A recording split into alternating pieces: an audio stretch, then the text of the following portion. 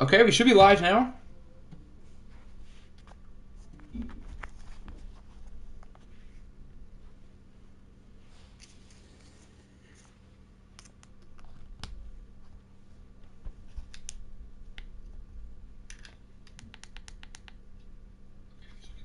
Audio sounds good. So I'm gonna get this bad boy put in Discord, and then we can get the show on the road.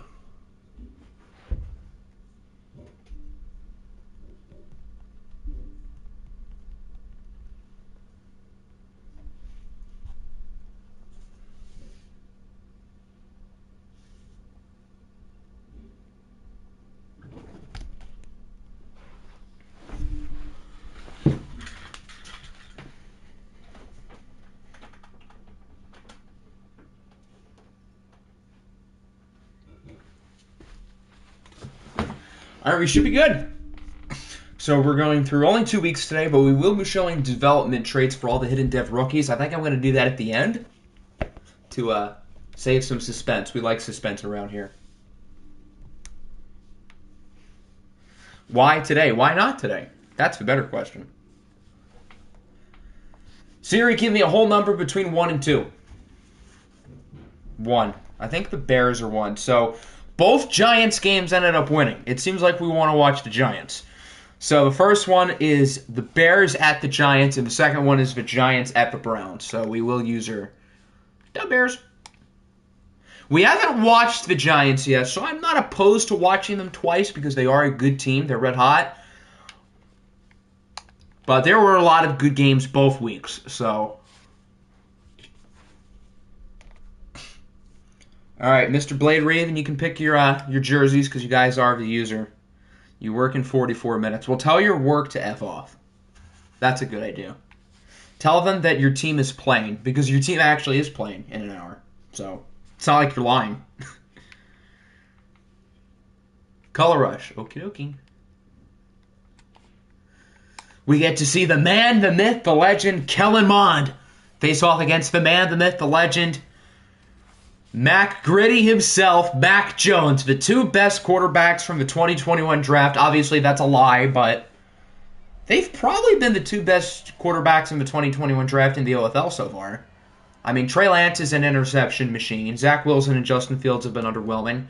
And I don't think Trevor Lawrence has been as good as either of them. So these two have been the two best 2021 draft quarterbacks in our league. All orange. Oh, well, that's not what their color rush is, so. They might have, like, some all orange alternate, but yeah, their color rushes are blue. The blue jerseys and the blue pants, I've got to say, they go hard. They look sick. Why don't the Bears make those like their normal home jerseys? I don't know why. They just look clean. So the Giants are going to start on offense. We get a look at McCorkle Jones himself, along with Saquon Barkley, as they lead the way. The Giants started the year off poorly, but they've won 4 in a row. They went 4-0 in the last stream.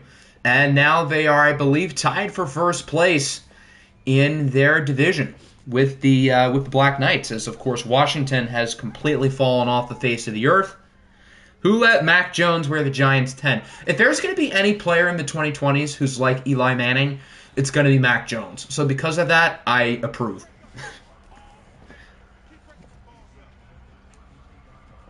Saquon Barkley's numbers, he has been one of the best backs in the league. I think Nick Chubb has been better, but Barkley's probably number 2. And Saquon has a better quarterback this year than Nick Chubb has, I'll tell you that. Although not on that throw. That was pretty bad.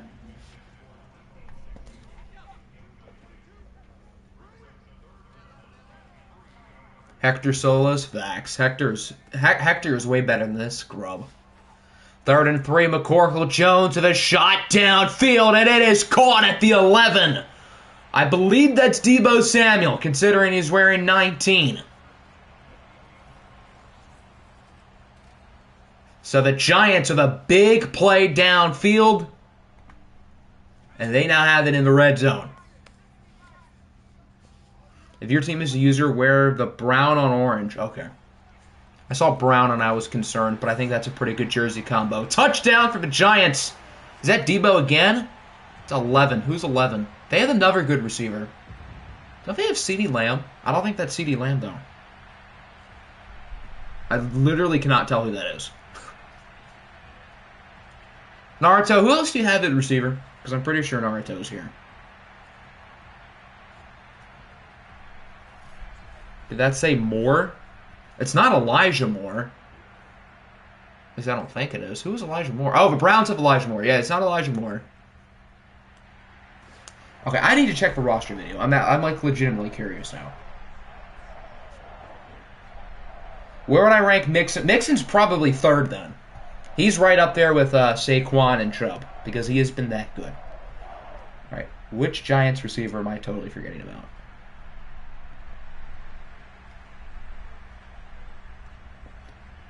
Is it Mooney? Oh, that was Darnell Mooney. Oh, okay. Yeah, Naruto's a nice receiving core. Hector's so good, he only threw 1 touchdown and lost. Wow, what a stud. Speaking of studs, here is the man himself, Kellen Mond. Where is Javonte? Probably like 10. I would say he's around the 10 range.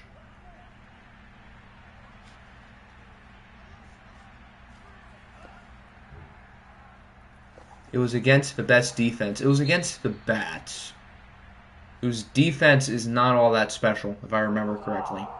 Oh, an early roughing the passer against the Giants on Malik McDowell. Malik McDowell is an interesting fellow. I'm pretty sure we talked about him in an OFL stream in the past, but long story short, we don't need to do it again. Because he is a weirdo. Nice move by J-Rob to the 48. Why is the 11 on Mooney? Because I think he wears 11 for them. When he scored the touchdown, it was 11, so. Both offenses are looking good early. Last stream, there wasn't a ton of offense. Zach Ertz is having a really nice year. Maybe we shouldn't have traded him for a guy who likes guns.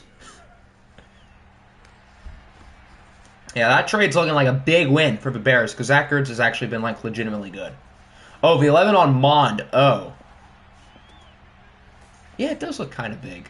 And the numbers look kind of squished together. Yeah, Malik McDowell went to MSU. He was supposed to be a top pick. Then he went in the second round and didn't play for like 4 years. And he wasn't all that bad this year with the Browns, but then he did some stuff. I don't know if he got cut or not.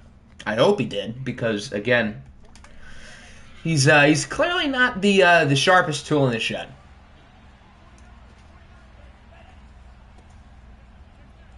I'm really trying to not make another sharp tool joke. I'm really trying. Because with him, it's pretty easy to make a joke. But we're not. We're going to keep it clean. We're going to keep it PG here. Kellen Mond is 5 for 5. He's cooking. And he drew the roughing the passer call. Oh, that's really not his fault. That's more of the other team. He's still on the team. Great. Just great.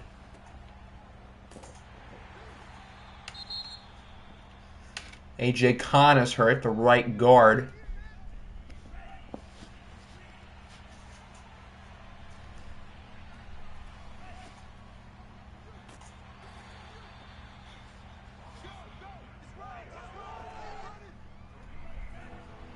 Third and 7. Can they punch it in?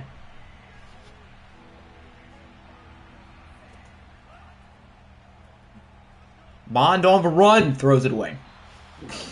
So the Bears do not capitalize in the red zone, but they will score. Hopefully the Giants prove to be interesting, since we're watching them next week too. So far, I mean, the Giants' offense looks explosive. Their defense was meh. I mean, they let the Bears get inside the 10, but they also got to stop. And for our sake, the Giants probably need to win. Although, really, we need both of these teams to lose, but preferably the Bears. Who is the Bears' backup? They have Taylor Heineke. So if Kellen Mond were to ever get injured, or if Malik McDowell were to ever do something to him, then Kellen Mond would be the guy. As we look at the playoff picture, the Vikings are the 10 seed. Good God. So the Giants aren't even in the playoffs right now. They're the 8 seed. They're a game out of a wild card spot, but they are tied with London from a lead in the division. The NFC playoff picture is pretty wacky. There are so many teams fighting for those wild card spots, including the Giants, who might be the hottest team in the league right now, as they get a nice play for Jonnu Smith. The Giants are definitely led by their offense. Naruto did a good job in giving Mac Jones weapons because he has a lot at his disposal. Handoff for Saquon, gets a couple. Yeah, I'm worried McDowell is going to do something to him. I don't know along the lines of that, but he might do something. So, in the case he does, Taylor Heineke better be ready.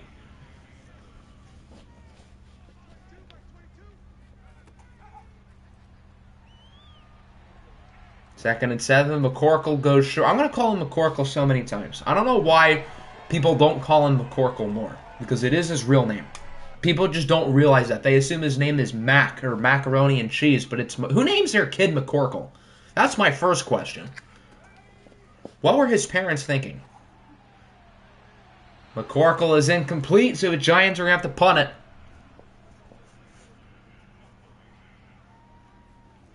McCorkle's averaging 30 yards of completion. That's pretty good, albeit on 3 completions. Are we going to get a what a punt? Oh, what a punt!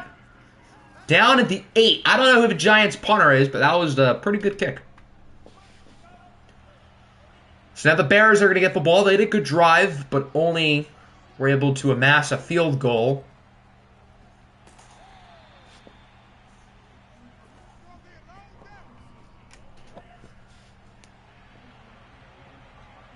His first name... Oh, his middle name is McCorkle. It's Michael McCorkle.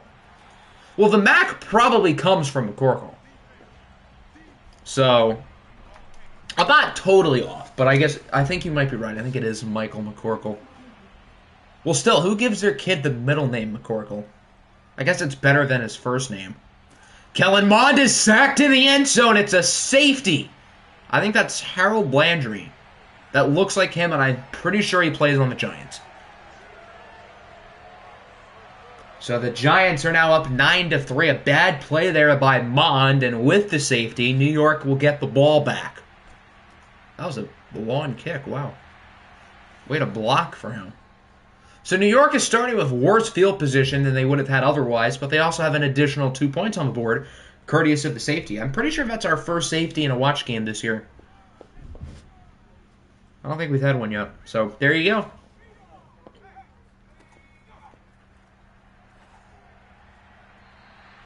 Mac has been pretty inaccurate so far.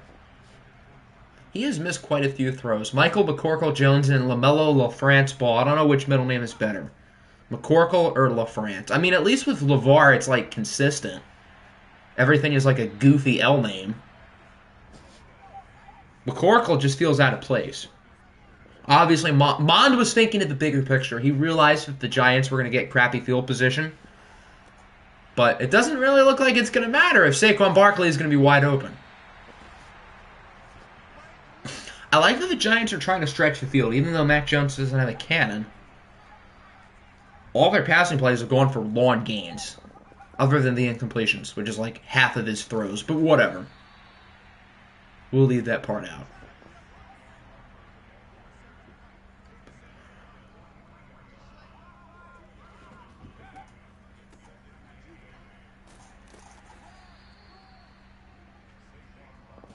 Gain of 1 for Saquon.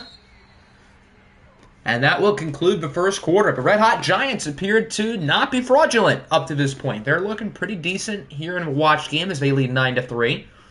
The Bears are keeping it competitive up to this point, so it doesn't look like we'll have a blowout by any stretch. Chicago's 6-6, fighting for a playoff spot as well. I don't even think they're a top 10 seed. Hold on. They showed the playoff picture earlier. I forget when, but I don't think the Bears were in it. Oh, what just happened? I wasn't even looking at the screen. I was trying to find the playoff graphic, but I guess CeeDee Lamb is just going to go for a long touchdown. Yeah, see, what was that coverage? So I guess it was a zone. The corner went off of him, so that means the safety had to catch up, and the safety definitely did not, as CeeDee Lamb puts him on a poster. Wow. Wow, that was Jamal Adams, too. He knows a thing or two about getting toasted in coverage. So the Giants now lead 16-3. And the Bears find themselves in early trouble. Mac Jones has 5 completions for like 160 yards at this point. That's remarkable. You know what remarkable kind of rhymes with?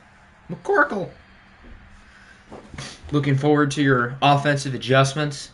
I mean, what? You guys are only 1 game out of first place. So the AFC East continues to just be weird. Which, again, we like weird. There have been a ton of weird divisions. I would say every division has either been super competitive or super weird.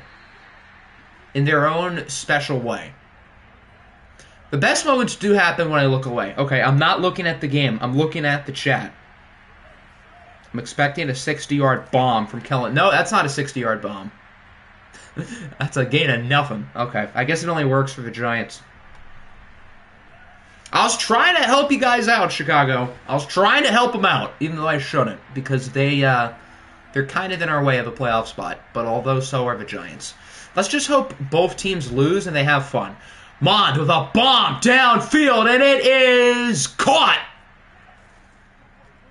Stephon Diggs to the 17. Now the Bears have awoken.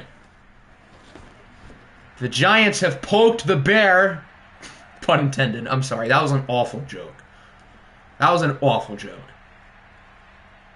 Mond again on the run. Throws it and it's caught, but this time by a Giant. What was he trying to accomplish on that play? He just kind of said, F it, I'm going to heave it up and hope I get lucky like I did last time. Didn't get as lucky. I think that was a superstar who picked it off. I know the Giants have Minkah Fitzpatrick, and that does look a lot like Minkah Fitzpatrick, so I suppose he's the one who got the interception. Yeah, that was a bad read. And the Giants have a chance to make this a blowout early. So New York has really proven themselves to me today, not just as a playoff team, but in an NFC that doesn't really have any great teams. The Giants could be a contender. They could absolutely be a contender to go far. If they continue to stay hot at the right time, with teams like Washington and Minnesota really cooling off after hot starts, and nobody else really like asserting themselves as a dominant team, why not the Giants? They can make it a 3-score game here with any form of points. Actually, not technically with a field goal. They'd be up by 16. But I don't think this Giants offense is thinking about a field goal. Debo brings it to the 31. Mac Jones, 7 for 12, 216 yards and 2 touchdowns. What an odd stat line. But, I mean, it works. His team is dominating. I'm excited to see this Giants team face off against Cleveland next week.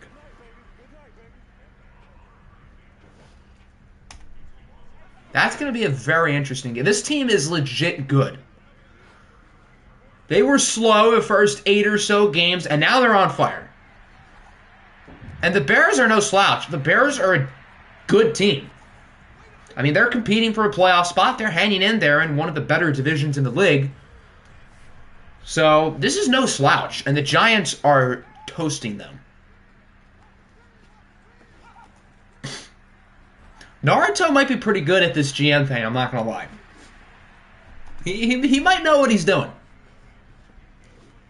He might know what he's doing is not a sentence, but we're going to roll with it. The Giants are going to have to settle with a field goal. I don't know who their kicker is, but at 43-yarder should be able to make it. And he does. Thankful I don't have to watch them next week. I think the Browns are probably going to keep the Giants a little bit more competitive, but stop capping them. What did I say was incorrect? That the Bears are... Naruto built this team. They have a good roster.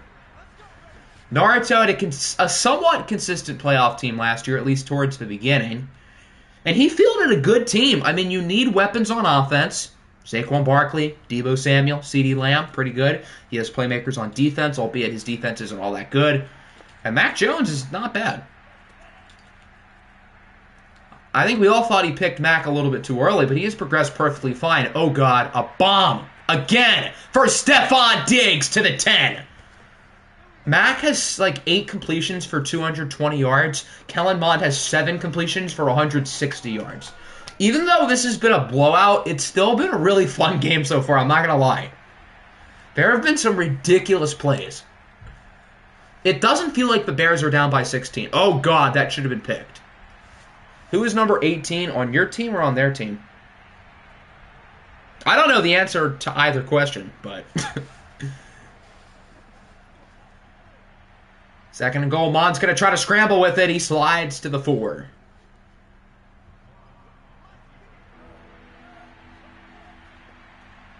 That'll make it a 3rd and goal. And they got it for a touchdown, and a 2-point conversion makes it a 1-score game. Marquise Hollywood Brown. Why are they kicking the extra point? They're down by 10. I get it's a little bit early, but that feels kind of dumb to me. 10-9 is a pretty wacky score, but 11-19 is an even wackier score. They should have gone for 2. I think that's a bad call. We'll see if that comes back to bite them.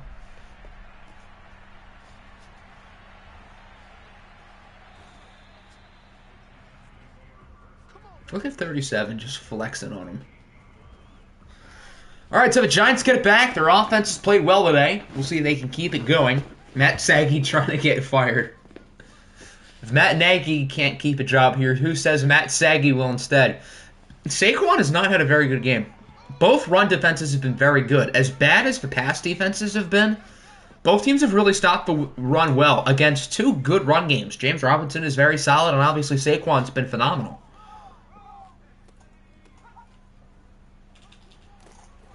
Saquon gets about 3.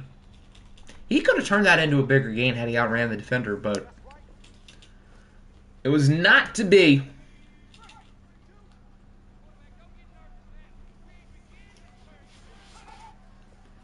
Now it's a 3rd and 8. McCorkle goes short for Barkley. He does not get it, so the Bears got to stop. I told you guys, even when it was 19-3, the Bears are far from out of this game. And now, again, they can make it a 1-score game on this drive. Although they could have on the last drive had, if they had some balls.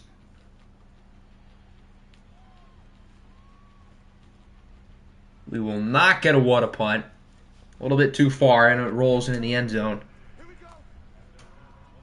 2 winnable games against... You guys should win both of those games. I mean, the Wizards have, 2 wins? And the Rams have 2 wins. So, they're 2 of the worst teams in the league. So you guys have no reason really not to go 2-0. This game has been long. I would say mainly because of the big plays. It's been long, but I think it's been pretty interesting. Going to trade my defense if they don't do good. Well, your run defense is doing good. I can't really say the same about your pass defense. Whoever's covering Stephon Diggs has gotten mossed twice within the span of the past 5 minutes. Don't the Bears start the ball? I'm pretty sure Chicago starts on offense in the second half, so they can quickly make a comeback in this game. Mond throws it away.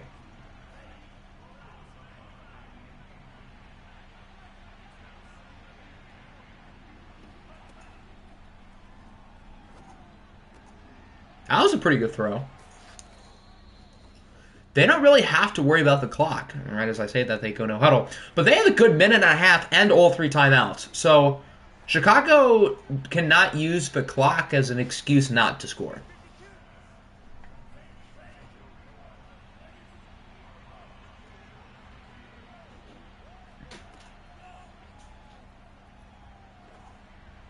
Another good throw for Kellen Mond, I guess, over to Ertz.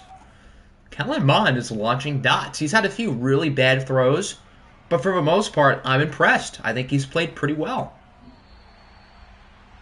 Okay, why do I keep jinxing them?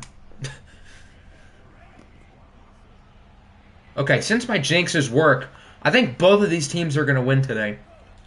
Hopefully that means they both lose. Mond escapes from pressure on the run. Oh, he had Ertz wide open. Close out the season with the Bears, Dolphins, and Pioneers. Could see yourself going 4-1. The Bears and Dolphins are average, and then the Pioneers are maybe the best team in the league. So I would say realistically at least 3-2. 4-1 is possible if you guys get hot. Good conversion. But, I mean, I wouldn't say that's an easy schedule, but it's definitely not a brutal schedule. Outside of the Pioneers, I don't know if any of the other 4 teams I would say are in the top half of the league, although the Bears and Dolphins are right about the middle. And then the Rams and Wizards, obviously, are cheeks. So, since you guys are playing maybe the 2 worst teams in the league, I'm fully expecting the Jets to go 0-2 today because of logic. That's how Madden works. Everyone in the AFC East is going to lose out except for the Brooklyn Beats. And the Beats play us today, so I hope that doesn't happen. But the 1 loss is against the Bears. There you go. Jets go 4-1. Jets lose to the Bears. Everybody's happy. Except for the 4 teams who they lose to. Well, maybe not the Rams, because the Rams are pretty much tanking at this point. I would say the Wizards, but they don't have their draft pick, so the Wizards have no reason to lose. 1st and goal. What a strike for Zach Ertz, and the Bears bring it within 3.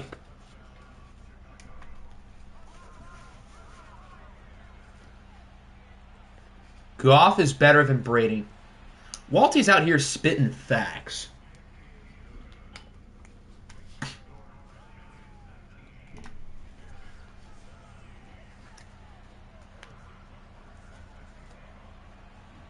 Jared Goff smokes that fraud out of the water.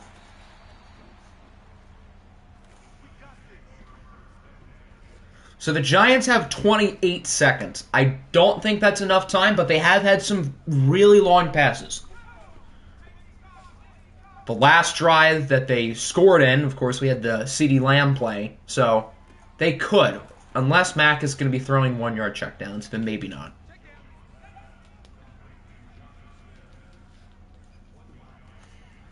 Watch him run another... Yeah, they're just going to run another play just to run another play.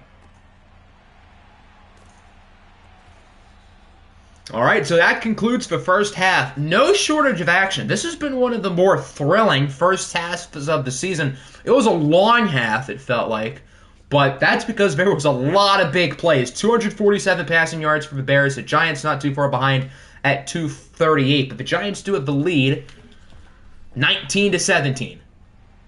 You guys close out with the Dolphins, Giants, Bucks, Falcons, and Aviators. That's a brutal finish. The Dolphins are pretty average, but outside of that, the Giants are red hot. The Bucks are red hot. I feel like the Bucks have been slept on, but they've been playing very well. The Falcons are obviously very good, and then the Aviators are solid too, although the Aviators have forgotten how to play football the last month of the year. But that's a pretty tough stretch. Got mad at the beginning of the game, and I smashed my hand into the chair, and you think you broke your hand. Oh, boy. Well, that's fun. Watch the Bears suck in the second half, and then you break your other hand. That would be, something.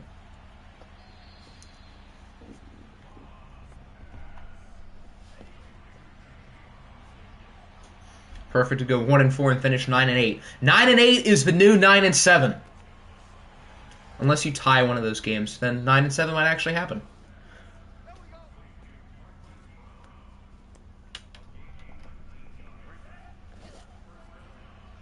Who needs hands? They're overrated. That's facts. Who really needs hands anyway? You can just use your feet or your elbows. I mean, I don't really need hands now. I'm not touching the controller.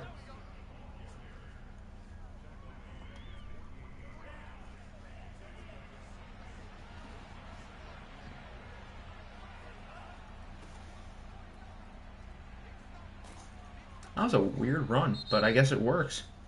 As Trey Hill is hurt. I assume that's Trey Hill. I don't know any other offensive lineman with the initials T. Hill. Yeah, there you go. Blade Raven is the right idea. There are so many alternatives to hands.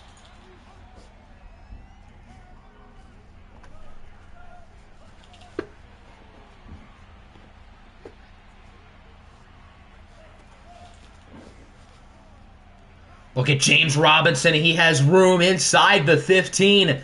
The Bears are starting to figure out how to run the ball, and now the Giants need to do the same.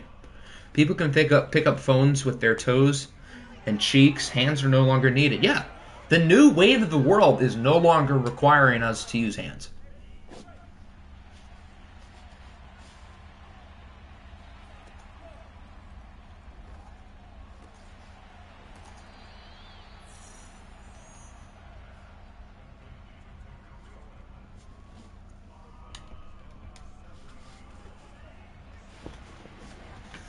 Can the Bears, after being down 19-3 just a quarter ago, take the lead? They're so close. It was literally 19-3, like, what, halfway through the second quarter? Halfway through the second quarter, it was 19-3. Not even a full quarter later, Chicago is on the doorstep of leading this game. Not on that play, though. Just use your pinky toe. It's the most useful part of your body. Facts. Can't live without that. Bears are struggling to punch it in, but a field goal still puts him on top, though, for what it's worth.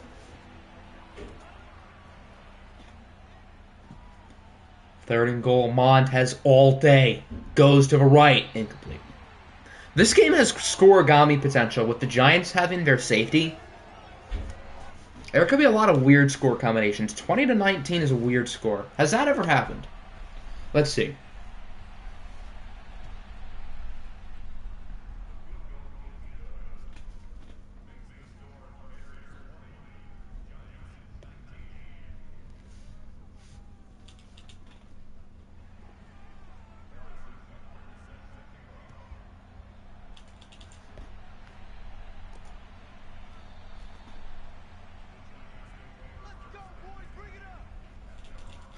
20-19 has happened 43 times. Huh. Most recently this year, when the Rams beat the Ravens. That was a weird game. I'm surprised this score has happened 43 times. Who gets 19 points? Well, I guess the Ravens did on January 2nd, 2022.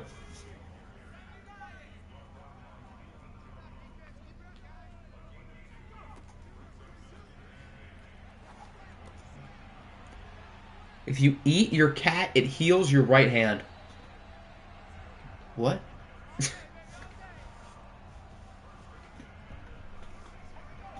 You're at that game. Should have told Stafford hi from yours truly. He would know who you're talking about. Totally. Stafford and I go way back. Now that the Bears have been able to run the ball, it looks like the Giants are actually kind of doing the same. Both teams are figuring out how to run the ball, which, with how they've thrown the ball, pretty much makes these two offenses unstoppable.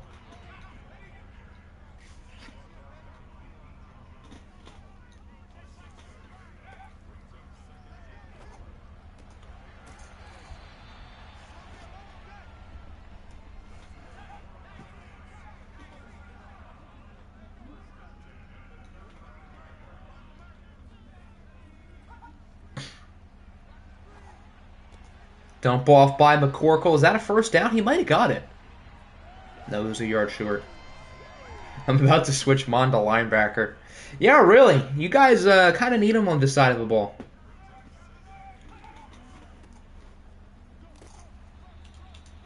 And again, the jinx has returned. Because one of the linebackers, I think that it was Deion Jones. Yeah, Deion Jones actually made a nice play.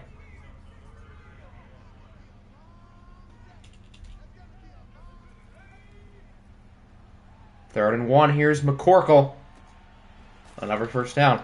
What cartoon character has a girlfriend named Petunia? I have no clue.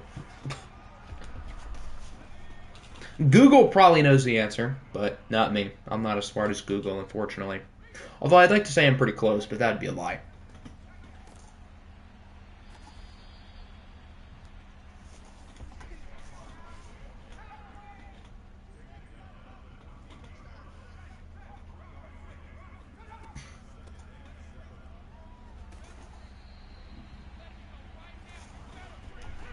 The run game is kind of working. Even if they haven't, gotten a ton of big plays, I feel like their runs have still given them progress in the second half. Your mother. Nice. Third and three. What a throw to the one. Cat tastes good. So now you have two hands again. So we have now concluded the third quarter. The Bears, after being down 19-3, are winning. But the Giants, who are only down by 1 point, are also only 1 yard away from taking their lead back. So, even though the Bears are winning, This is like the least stable lead possible when it's first down at the 1 and the Giants are down by 1.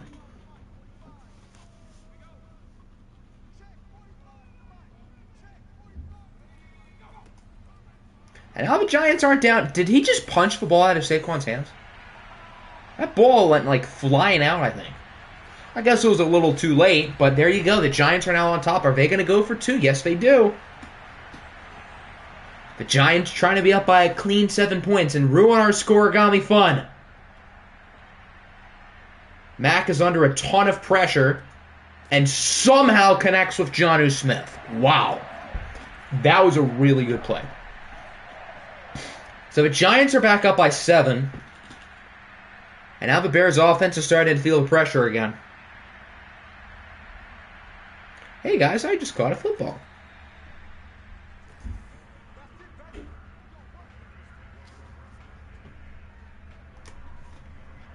Went right through my window. Was it thrown by Kellen Mond? Is he doing some warm-ups on the sideline by just launching footballs into people's windows?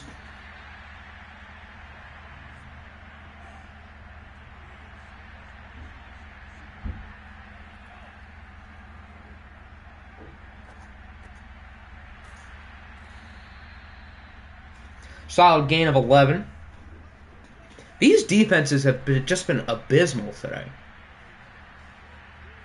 I mean, this is pretty impressive how good these offenses have been. Robinson mauling through dudes. Gets another first down.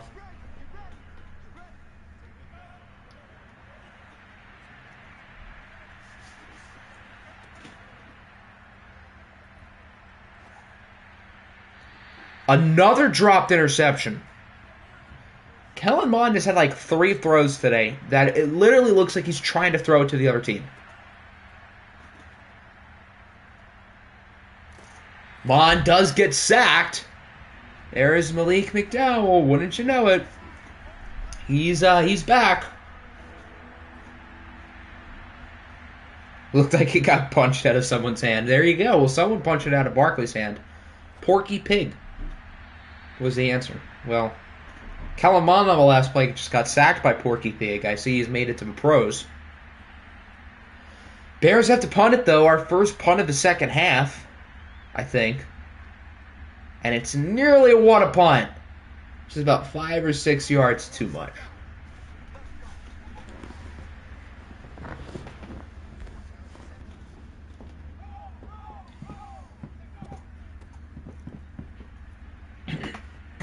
And welcome to the fourth quarter, Saquon Barkley.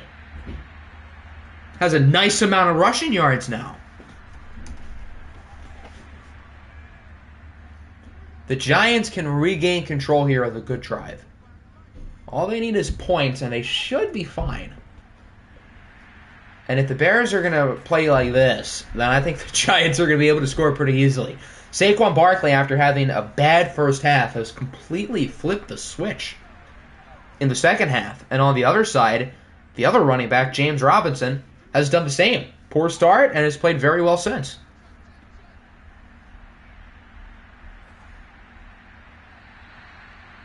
Another questionable throw by McCorkle Jones.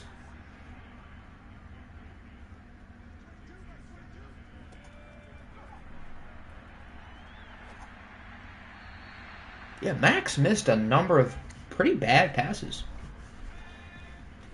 Mack has had some splash plays, but he's also had some really bad throws. So pretty much the anti-Mack of real life. 3rd and 10. Giants aren't really in field goal range. Now they're definitely not in field goal range. Cam Jordan and friends with a big sack, and the Bears keep it a 1 score. Why are they kicking? What are they doing? This is a 60-yarder. That's an awful decision by the Giants. Yeah, no, you deserve to miss. That was a horrible play call. Just punt it and make sure they don't get field position. But instead, the Bears are going to start at the 50. That is a catastrophic mistake by whoever's running the show in New York.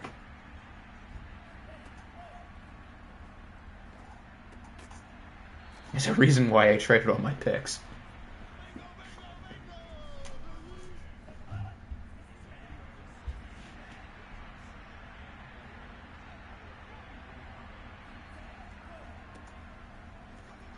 Nice cut by Robinson for a first down. Okay. There's your 20th in rushing. Yeah, that looks about right.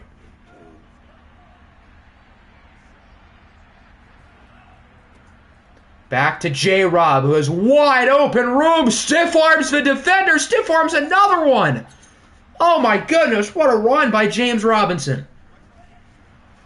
And the Bears have a chance to tie the game.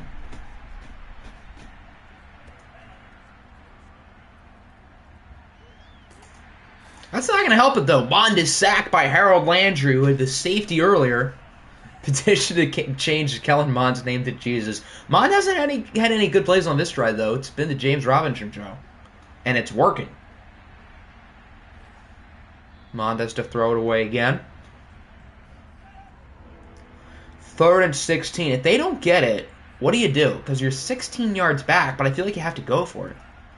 So if I'm the Bears, I don't take a shot for the end zone. I try to get about 10 yards or 2. Yeah, I would probably still go for it. I don't think kicking a field goal is an awful call, but you're risking not getting the ball back. And even with a field goal, it's still a 4-point game. A field goal on the next drive would do nothing. So yeah, that is a bad call. Both teams have made questionable calls when it comes to field goal kicking here in the fourth quarter. The Giants should not have kicked, and the Bears should not have kicked.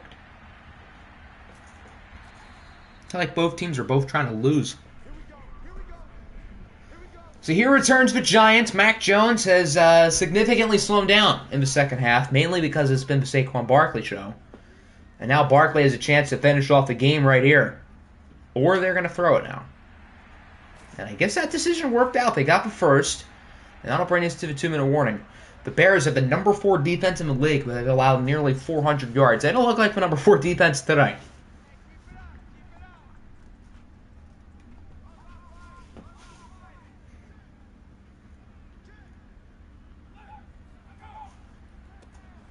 Now it's officially true clock mode. That's a good start for the Bears. As Saquon loses 2.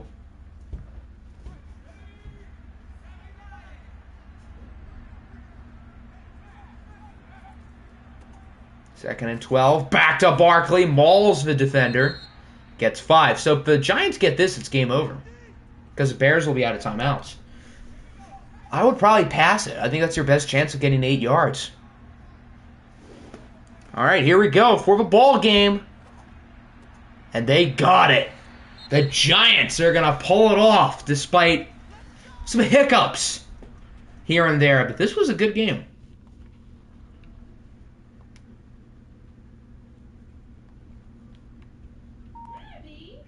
And there you go. That'll do it. The New York Giants extend their win streak to, I believe, 5. As they beat the Bears 23-27. The Giants led 19-3 at one point, and Chicago stormed back, even had the lead at one point. But all for none. And the Bears definitely should not have kicked that field goal. Both quarterbacks were pretty good. I was impressed with what I saw from Mac Jones and Kellen Mond. Both running backs were not good in the first half, and they went nuclear in the second half. Jonnu Smith with a nice game. Hollywood scored. Ertz scored. Diggs and Debo both played well. And then CeeDee Lamb had that ridiculous touchdown. Darnell Mooney also scored.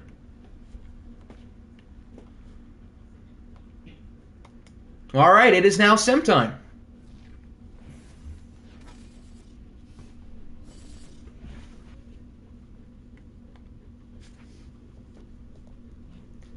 This is a pretty pivotal week, and a lot of the playoff races in both divisions.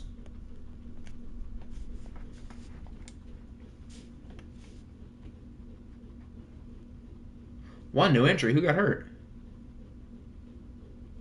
Oh, A.J. Khan broke his ribs. He's out 4 weeks. I'm going to go amputate my hand. Seems like when your hand is hurting, this is the only way the Bears play good. So, there you go. I guess that's your only strategy.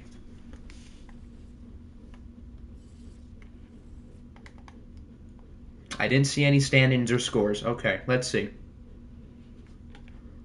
The Brooklyn Beats. Oh, God, we're already starting with us. Great. Are the Beats going to make it 4 in a row? Oh, wow. Look at that. A shutout for our Minnesota Vikings. It was 0-0 at halftime. Wow, this would have been quite the game. Malik Willis was very unimpressive, but Brady Boatwell played horribly. So it seems like the Brooklyn Beats honeymoon of winning 3 in a row has shot itself down. Wow, we could not run the ball to save our lives. Yeah, we miss Antonio Gibson bad. But at least our losing streak is over, and now our Vikings are back over 500. Larry Ogunjobi had 5 tackles for loss. Ioannidis had 4. Look at all these tackles for loss for Brooklyn. How many did they have? 9, 12, 15, 17, 19. They had 21 tackles for loss. Yeah, we cannot run the ball at all. 2.5 sacks for Mack, 1 for Garrett. Interceptions for Eli Apple, along with Patrick Queen and A.J. Terrell. Did you guys lose? We have not gotten to your game yet, but alphabetically, you guys are next. The Chicago Tigers hold first. Did I ever change their depth chart? Okay, I did. I didn't know if Estrada started, but yeah, now that I think about it, I do remember moving it to Brady. So it looks like the Chicago Tigers are now a game ahead of the Oklahoma City Bison. Tom Brady played quite well. McCaffrey scores twice. McCaffrey's had some pretty bad games this year. They need him to pick it up. Kenny Golladay played quite well, so did Jamison Williams and Mecole Hardman. Jamison Williams might be my Rookie of the Year pick at this point, because Malik Willis has been very inconsistent. 1.5 sacks for Derek Barnett. The London Black Knights lose 34-40. You might not want to bench Jalen Hurts because it's clearly not his fault. Game went into overtime, but Austin pulled it off. Dak Prescott with 400 yards and 5 touchdowns. Jalen Hurts wasn't too much worse. And Colin Kaepernick even got to throw a pass. Aaron Jones and Kareem Hunt both got the ball a lot. Weren't all that good, though. Jacoby Myers scored. He doesn't do that a whole lot. Terrace Marshall and Kareem Hunt also with over 100 yards. A.J. Brown was pretty close. Odell Beckham had a solid game, too. Jalen Hurts played well. I don't know why you would bench him. And we also don't do depth chart changes within streams. So if you want to bench him, it would have to be after Week 15. The Broncos had a much-needed bye week. Wow, Week 14. That is awfully late. The Browns lose to the Dolphins 24-7. Ugh. Marcus Mariota played very well. Matt Corral, not so much. Robbie Anderson was pretty good. Josh Jones allowed 4 sacks. No, you guys are still 7-6. You don't have a losing record yet. T.J. Watt had 4 sacks. Ajabo with 1. He has not had a very impressive rookie year. The Bucks, do they stay hot? Yes, they do. They defeat the Niners 31-24. Derek Carr was fine. Jordan Love was also fine. When your secondary gives up 162 yards to Jacoby Myers, yeah. I would say you guys are probably on the fringe now. You were the 4 seed going into the week, but since the Giants won, they now take first place of the division. But I would say you're probably in the tie for one of those wild card spots. Cardinals had a bye week. The Pioneers beat the Chargers in overtime, 31-37. So the Pioneers are the first team to double-digit wins, although Baker Mayfield was quite a bit better than Joe Burrow. Didn't result in a win for Baker. Mixon and Cook were both very good. Darrell Williams with 19. Why did he get the ball 19 times? Did Mixon get hurt or something? Tyler Boyd with over 100 yards. Hawkinson played well. Quez Watkins with a big play. 15 tackles for Logan Wilson, 2 sacks for Leonard Floyd, and 2 interceptions for Chuck Clark. The Kansas City Chiefs beat the Rams 24-7, so the Rams come back to earth after scoring 49 last week. Josh Allen was very good. Desmond Ridder was not very good. Seems like the Desmond Ridder Hollywood experience might be slowing down. Are the Rams eliminated yet? They have to be eliminated by now. They're like 2-11. The Dolphins won.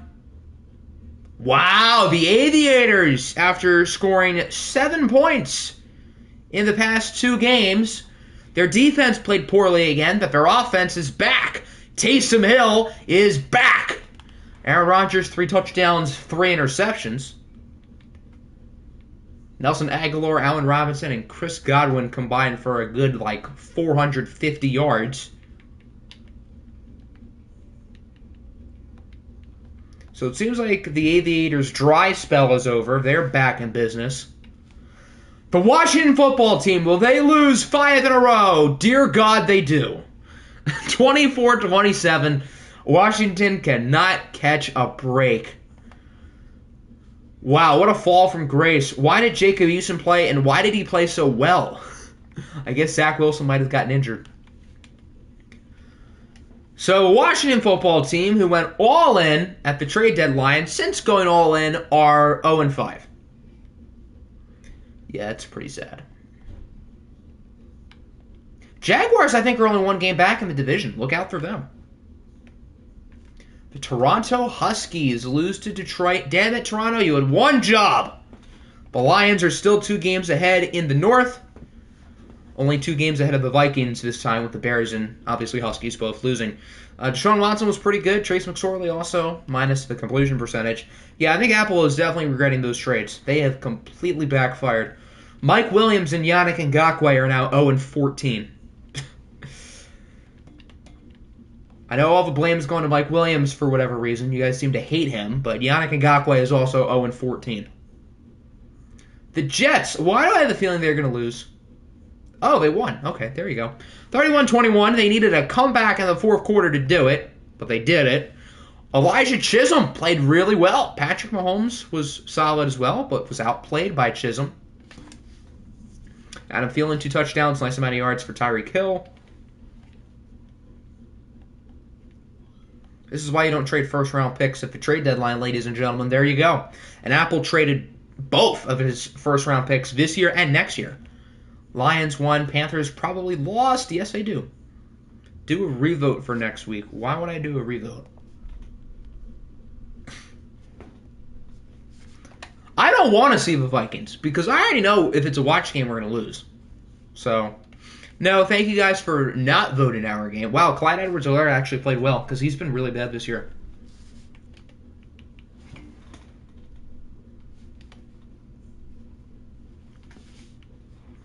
You have 4 seconds. Who needs a first? Exactly. Especially with you guys winning.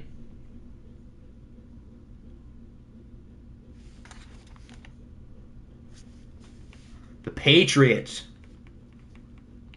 beat the Ravens 28-26.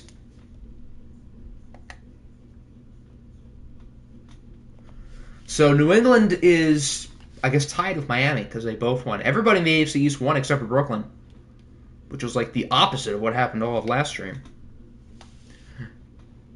Garrett, I need first, please. Well, Garrett doesn't have first, so there you go. Big game for Devin Duvernay. Will Disley also scores twice. Those are already over. The Giants-Browns already won. So we're watching the Giants and Browns. The Pioneers won. How many points has this team scored this year? God damn. Their offense is nutty. Saints had a bye week. Shamrocks had a bye week. And that is everybody.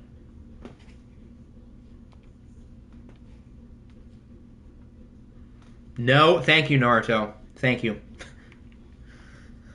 Players of the week, Dak Prescott, Taysom Hill, Hassan Reddick, and T.J. Watt. Turn down for Watt. All right, let's take a look at the standings here. So the Pioneers have a first to 10 wins. They still have not clinched a playoff spot. The Browns and Aviators are tied for first with Cleveland losing and Toronto winning. Columbus, I'm stupid.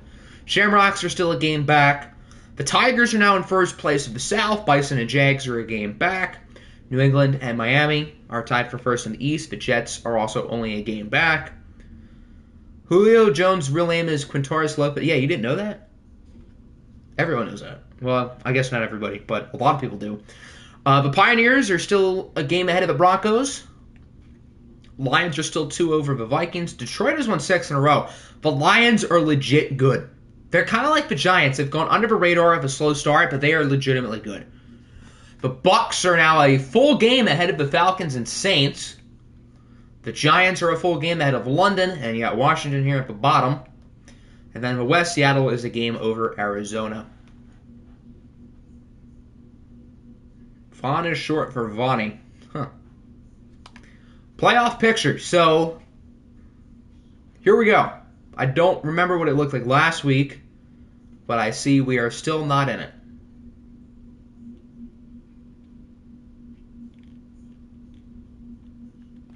All right, on to game 2. Siri, give me a whole number between 1 and 2. Siri has again picked 1. Siri always picks 2, but Siri's picked 1 twice today, so that means we're going to use her with Giants. So Naruto can pick his jerseys this game. Yes, you guys do. We are both collectively rooting for the Browns. Everybody in the NFC playoff picture is really rooting for Cleveland. Everybody in the AFC playoff picture is really rooting for the Giants. So, go Browns. Battle can lose out for all I care. All right, Naruto, do you have any specific jerseys? Color Rush, okay. Yeah, these helmets are clean.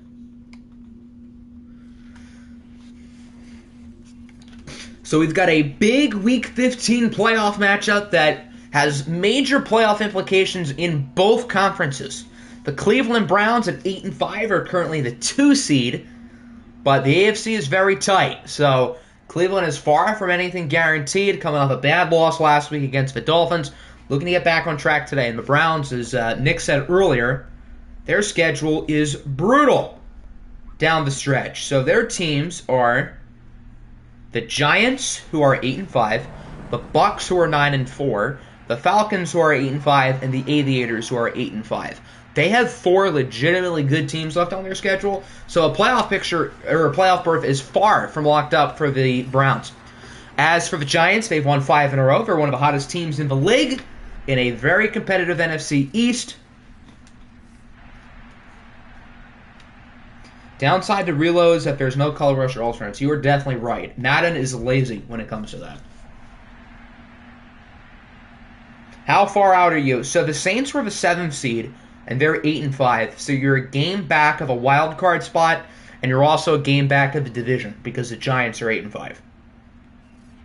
So there's definitely a world where the Black Knights get in, and knowing that your team's always beat mine, you should have a win this week. Cleveland opens up on offense, so we get to see Matt Corral lead the charge, a very young group featuring Javonte Williams, DeAndre Swift, Jamar Chase, and Jalen Waddle, who had a ridiculous game-winning touchdown in the last stream, as there is Javonte for a few. Javonte with over 1,000 yards on the year. Normally, I'm opposed to watching teams twice in the same stream, but the Giants are a fun team. And obviously, this game is very important for both conferences. So, I am not mad about this game at all. Need J.C. Horn to play like Jalen Ramsey, not Eli Apple. Or why you got to throw Okudah in there? What did he do? Eli Apple, yeah, I get. What did Okudah do?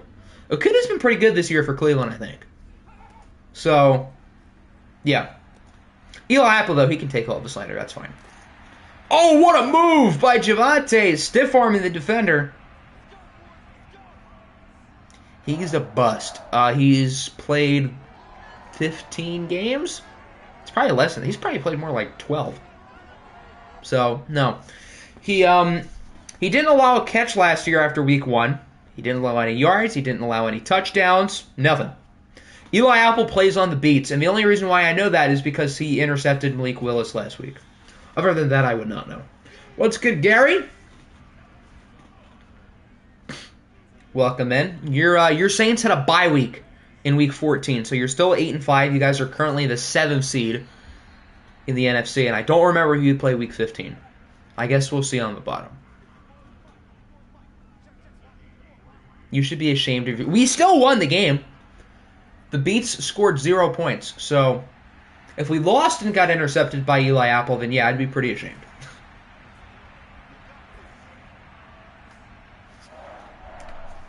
Good start to the drive here for Cleveland.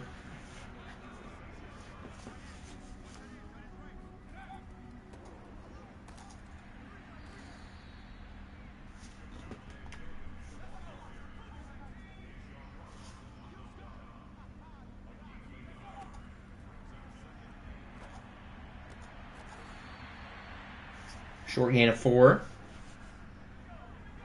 Cleveland is in field goal range, so even if they don't get a first down here, they should probably still be able to score. Jones goes short for Waddle, and he did get it. Matt Corral is 5. Did I say Jones? Obviously, I meant Corral.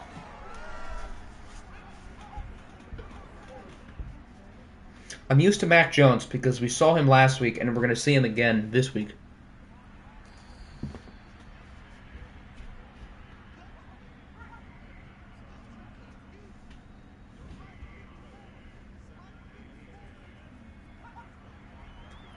Second and 10, Corral will go short again. No deep passes, but he hasn't thrown an incompletion yet.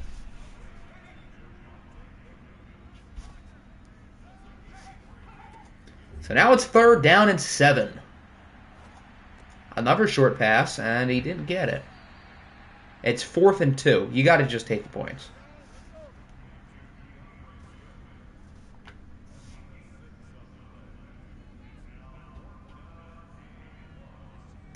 If you plan on the OFL ever stopping, would I do a basketball or baseball league? If I were to ever stop the OFL, the reason would probably be that I just don't have time, and not because I don't want to. So, probably not.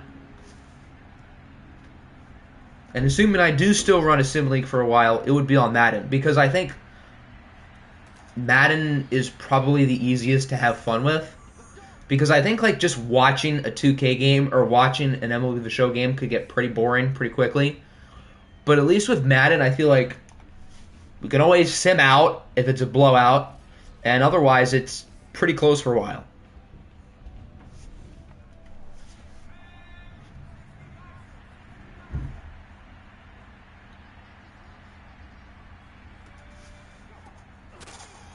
Nice hit.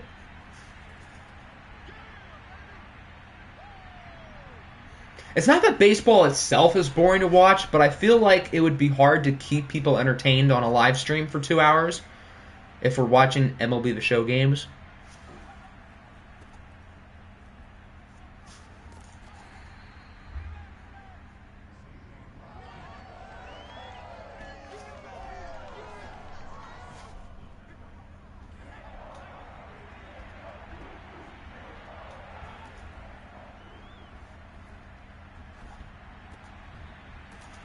Did he get the first? He was close. I think they'll give him forward progress. Oh, nope, they won't. 2K games can be fun, you're right, but I feel like sometimes it's just like pretty obvious the entire game who's going to win. So I don't know. I feel like that just wouldn't be like interesting enough to have a sim league for. Although, yes, you are right. Relocation would be way better for both Madden and MLB The Show. Or, I mean, 2K and MLB The Show, particularly 2K. But I feel like it would be hard to keep that league interesting. Here's the AFC playoff picture. Not quite as good as the NFC. The NFC is significantly better. With only 2 teams with at least 9 wins, and they're both in the same division. So one of those teams is getting a wild card spot. That was dangerous.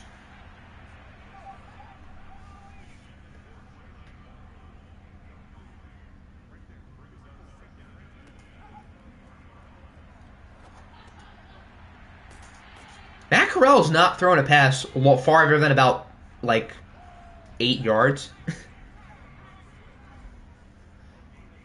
And the Browns, from what we've watched, have had a few really, like, long and good plays. That's what she said. As Javonte is stuffed by the Giants' defense. So the first Giants game we watched today was all about offense. This game looks like it could be all about defense.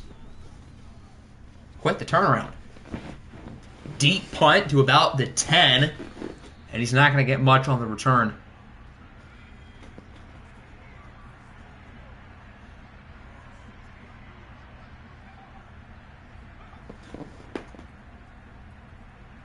Saquon with a nice cut. Okay, that's a good way to end the first quarter for the Giants.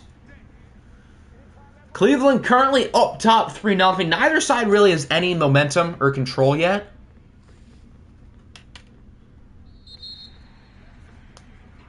Every time you say stuffed, you just got to say pause. That is an interesting idea. He stuffed him up down there. That's what she said.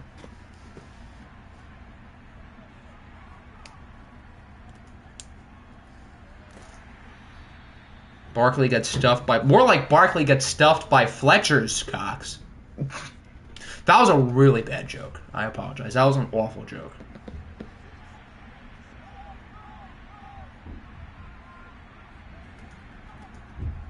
Second and 7. Short handoff for Barkley. He gets about 5.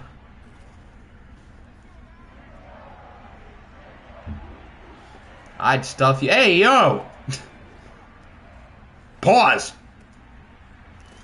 Did Barkley get the first? Again, it kind of looked like... Okay, they will get it to him. Good tackle by Jeremiah Owusu-Koramoah, but not before Barkley got the first.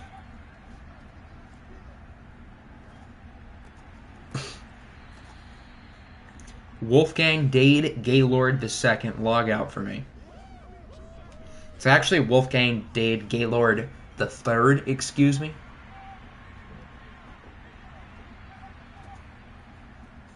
Now 2nd and 4. Another first down. The Giants' offense in the first half of the last game was about moving fast. Now they're moving slow, and it seemed like they did better when they moved fast.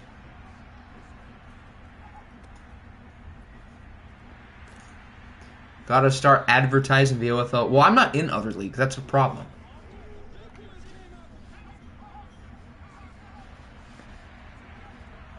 I ain't got time for that. But everybody else can advertise. I imagine a lot of other people are in other leagues, so if in case you need my word of approval, if anybody wants to advertise the OFL elsewhere, you can. The more people, the merrier. On Twitter? Yeah, but I feel like nobody who follows me on Twitter would care. So, yeah. I don't even really use Twitter for, like, YouTube stuff. I just use it for, like, sports stuff. Why have we done nothing for the college season? Ask Cobra. He probably has more about that than I do. 3rd and 2 incomplete. 4th and 2 from the opposing 41. They should go for it. Because why not? They will go for it. I like the ballsiness.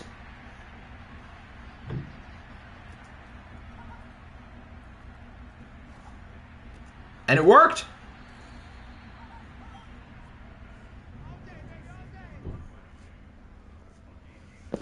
Cobra's in week 3. There's your answer. So it has started, but it hasn't gone super far yet.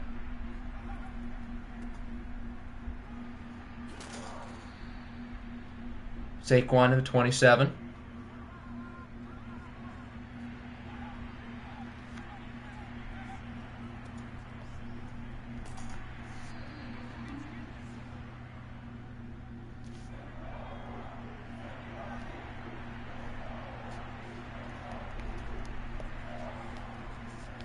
Now a 3rd and 1. Not a whole lot of time left in the half. About 3.5 minutes. Mack for the end zone. It's caught. Oh, out of bounds. I don't know. That was close.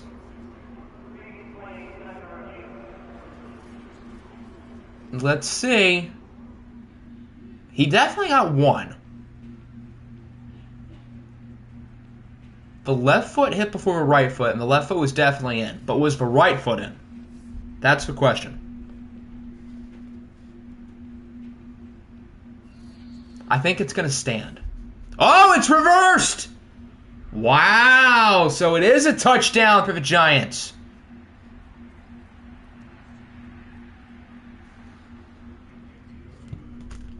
We'll have to take a look at that play after the game, because it was really hard to tell if he actually got both feet in.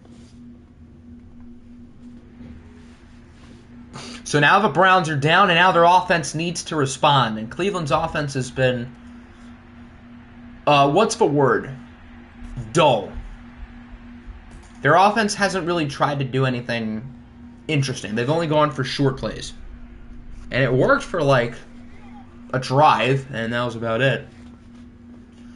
It's not like they don't have two deep threats in Jamar Chase and Jalen Waddle or anything.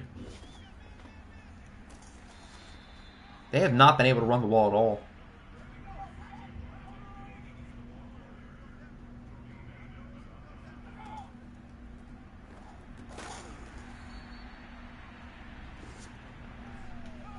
Third and 2.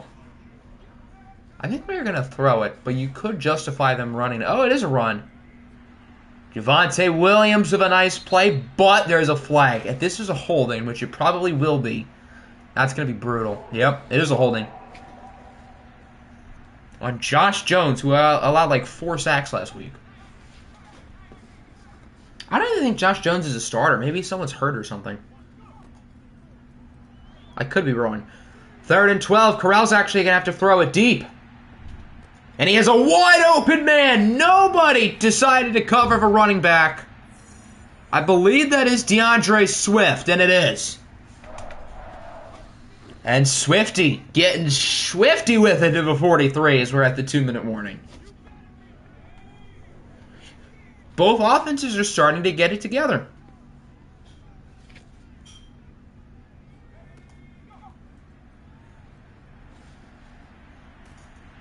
That's not a fumble. That looked like Corral was in the throwing motion.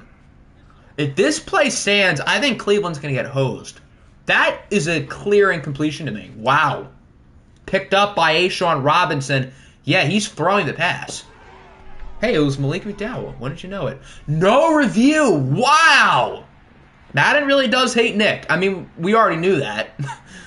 But I think that's a bad call. I think Corral was in the motion of throwing it.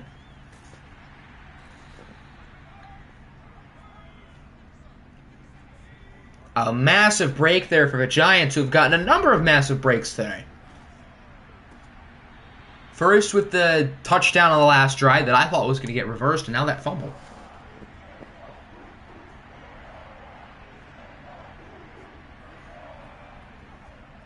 Third and 4. Mack downfield as a wide open receiver. What was Cleveland trying to do there? Again, it's Deebo Samuel, who's been very good in both games today. Over 100 yards in the first game, on pace for 100 yards here in the second game. As the Giants call time, we said it 1 minute and 1 second.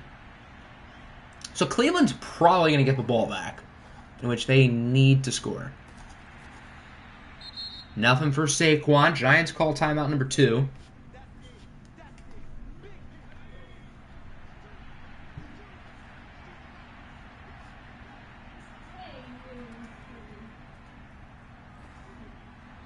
That's going to be a late hit. Cleveland cannot stop shooting themselves in the foot. That time it wasn't a bad call, but oof, Keon Crossan crossed on Mac Jones a little too much. Again, that was an awful joke. I apologize. And sure enough, on the next play, the Giants score. It's Jonnu Smith, who has also played well in both games today, putting New York ahead by 2 scores.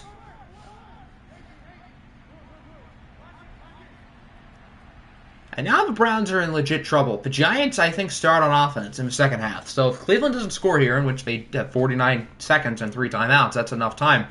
But if they don't, then they're in a sticky situation. That was a nice move. Damn.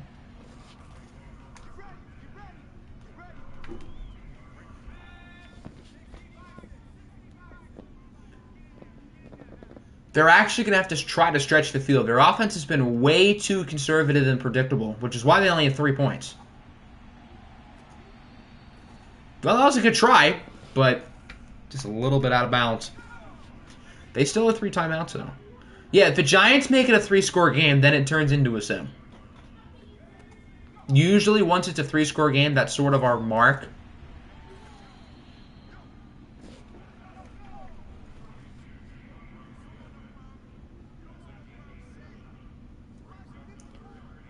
Now it's 3rd down and 3.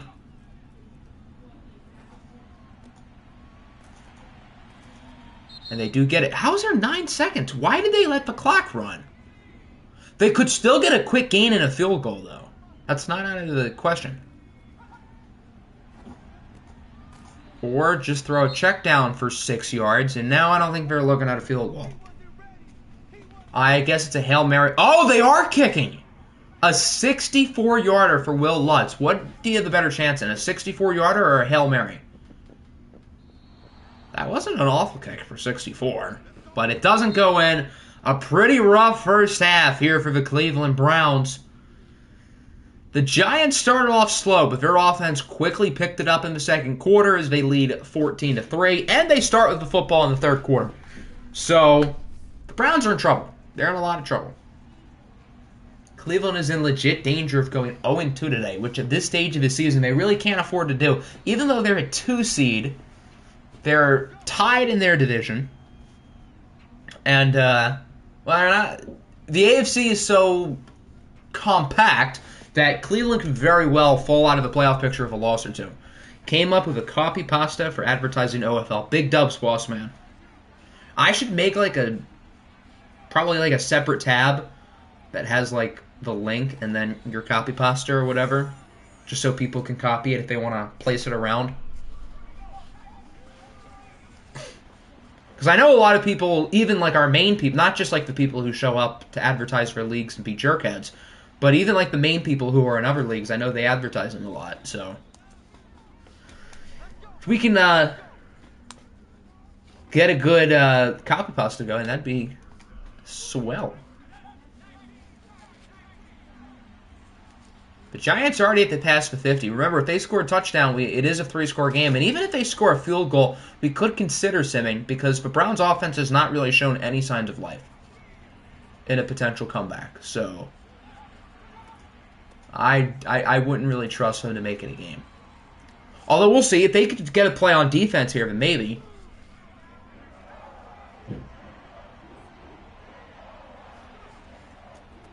Third and 2. That was an unnecessary cut by Barkley, but I guess he got it. Welcome to the OFL of the #1 no console needed Madden Sim League now that the FGFL doesn't exist. I like it. Have an active community where you can be a coach or a player, come be great. That looks great. Kept it simple and to the point. Can't do much with the 200 characters. Yeah, but you can do way more than 200 characters on Discord, though. So we could always, like, elaborate on it's not, like, a console-needing league. Like, if you're going to advertise it in other sim leagues, then those people probably realize that you don't need a console. So I think maybe we would want to elaborate on that. But other than that, that looks good.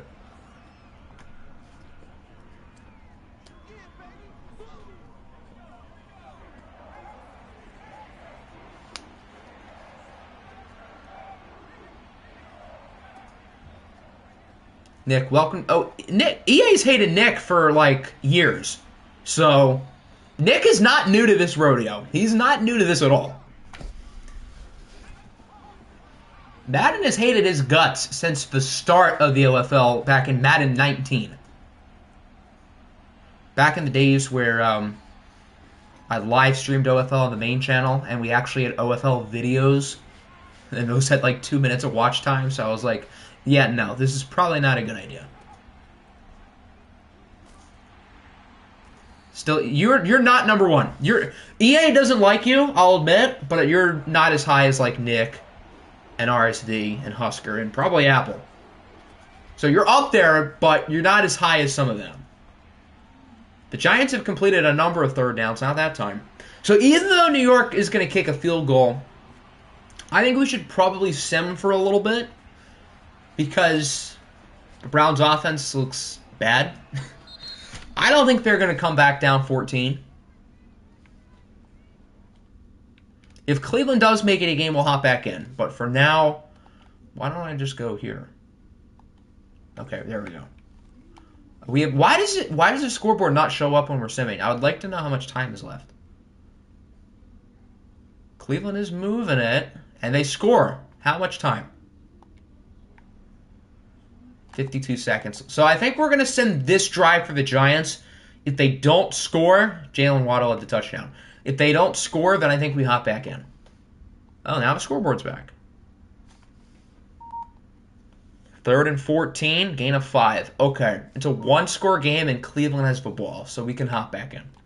So we only had to sim about 3 or 4 minutes, and the Browns are actually back in the game.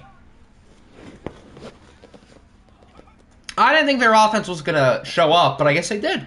And their defense was able to get a nice little stop, too. Matt Corral's numbers are very deceiving. Those look like really good stats, but I feel like he hasn't played very well today. He hasn't made any mistakes, but it seems like he's playing not to lose, more so playing to win. And in an impactful game that has massive playoff implications around the league, that probably shouldn't be the mindset.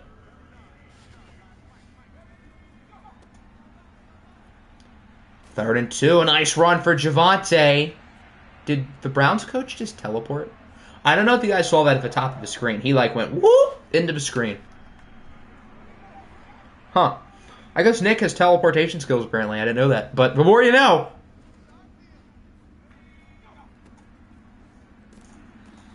And the Browns go back to not knowing how to run the ball.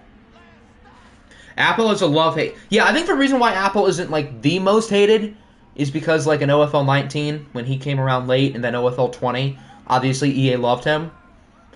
But since then, I would say EA disliked him in 21. Oh dear, a yeet. Incomplete.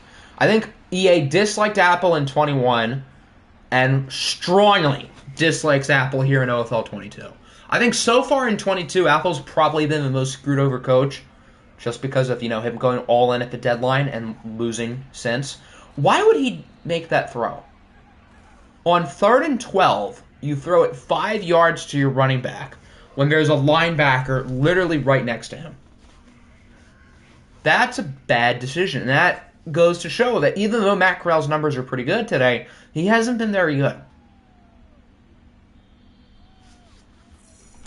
This Rookie of the Year race is so weird. Because there's like a bunch of guys who are like in it, but there's nobody who like legitimately deserves it, at least at quarterback. Which is why one of the receivers, particularly Jamison Williams for the Tigers, probably deserves it, if we're being honest. It's almost like the Jamar Chase, Mac Jones thing. Although, I don't think Jamison Williams has been as good as Jamar Chase, but point remains.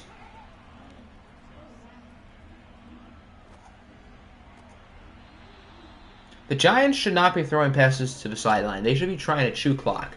Even with 5 minutes left, maybe they don't have to focus on just running the ball, but don't throw it towards the sidelines. 3rd and 3, another pass. Okay. Mack with a shot downfield. Nobody covered. 86. I guess that's for backup tight end. Dalton Schultz. That's quite a good backup tight end.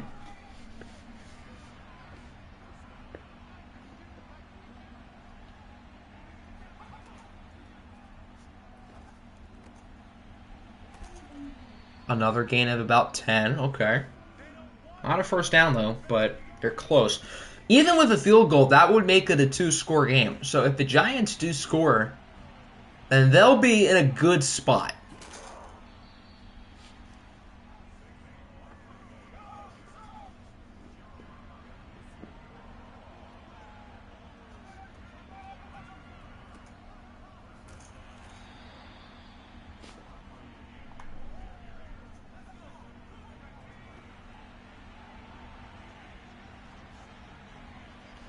Now New York is officially in chew clock mode.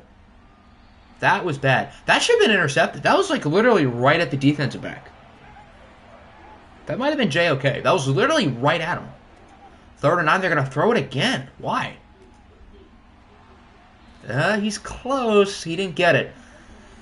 You couldn't justify going for it here on 4th and inches, but a field goal makes it a guaranteed 2-score game. They're going to take the field goal. That's probably smart. There's no reason to try to get cute with it. So this is probably a good call. All right, they do make the kick. So the Giants are up 20-10. Since there's only like 2.5 minutes left, we'll just keep watching. If the Browns don't score, then we'll probably sim. Although, again, it's not like we'd be simming a lot.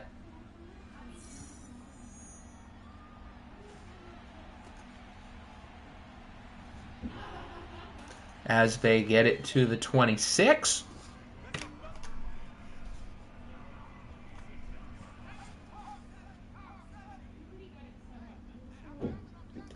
So they have 2.5 minutes. They do have all 3 timeouts, but they need 10. Just realized I was behind stream by 3 minutes. Oh. Huh. That means we're all 3 minutes into the future. 2-minute warning. The Browns ain't looking too hot. They're down 20-10. They do have the ball and 3 timeouts, but they need something crazy. They've had a few crazy plays in overtime this year, but they have to get to overtime in order for that to happen. So they've got to move quick and not throw 4-yard passes right at the middle of the field. Or get sacked. I think that's Harold Landry. It is Harold Landry who forces a loss of 9. He now has double-digit sacks on the year. 2nd and 19. Again, why with the short passes? What is Nick's offensive playbook? Because this is brutal. Let me see.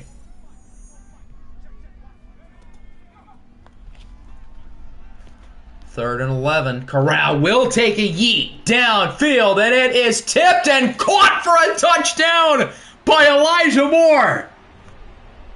Oh my goodness. Wow. Who needs sim when you can get plays like that? Holy smokes. Tipped right out of his hands and is caught by Moore. The Browns are still down, but wow. They have 2 timeouts in 1:04. So they probably need to go for an onside kick. I think that would be their best bet.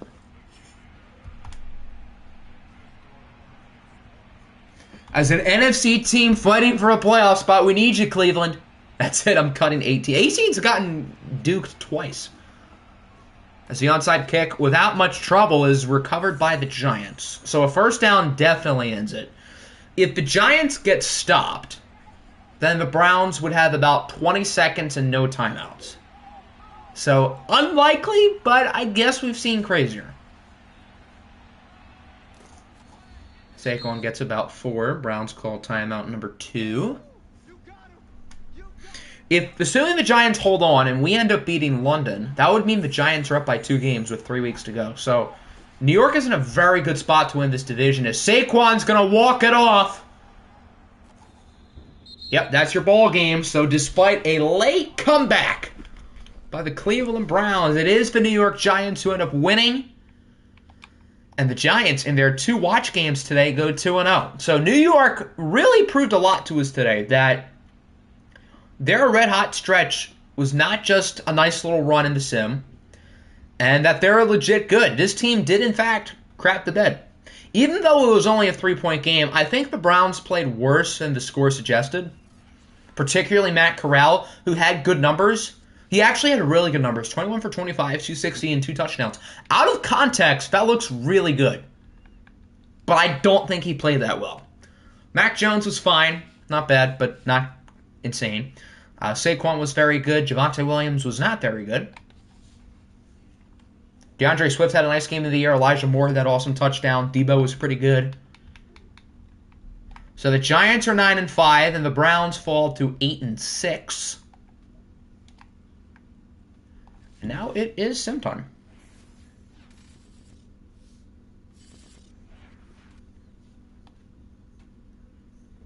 Another pivotal week here for our playoff push in both conferences around the league.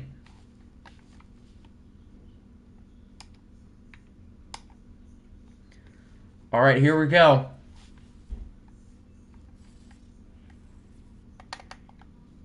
I didn't see anything. Okay, good. EA hates Nick, indeed. The Toronto Huskies, please lose. They win. Wow, they beat the Bucks. This calls for the song. Hold on. Wow, they beat the Bucks. Nope, that's not it. Number 9. Despite the fact that he led his high school to 4 straight state championship game appearances, very few high major recruiters looked at the 6-foot-tall, 180-pounder and said, quarterback. Throw it on a dime, like I ain't even trying. Just a kid from Briarwoods, I'm wearing number 9. I guess in this case he wears number 19. But other than that, a big win for Trace McSorley and the Toronto Huskies, who beat the red-hot Tampa Bay Buccaneers. And McSorley played damn good. C.J. Uzama had a big game, 8 for 107 and a score. Quentin Williams, 4 TFLs, 3 sacks. He played quite well. The Jaguars, if a win, can go up to 500, and it seems like whenever you have hope in the Jacksonville Jaguars, they flounder. Yeah, I agree. I'm signing the petition. Change his number to 9. Whenever I am gassing up the Jaguars, this happens.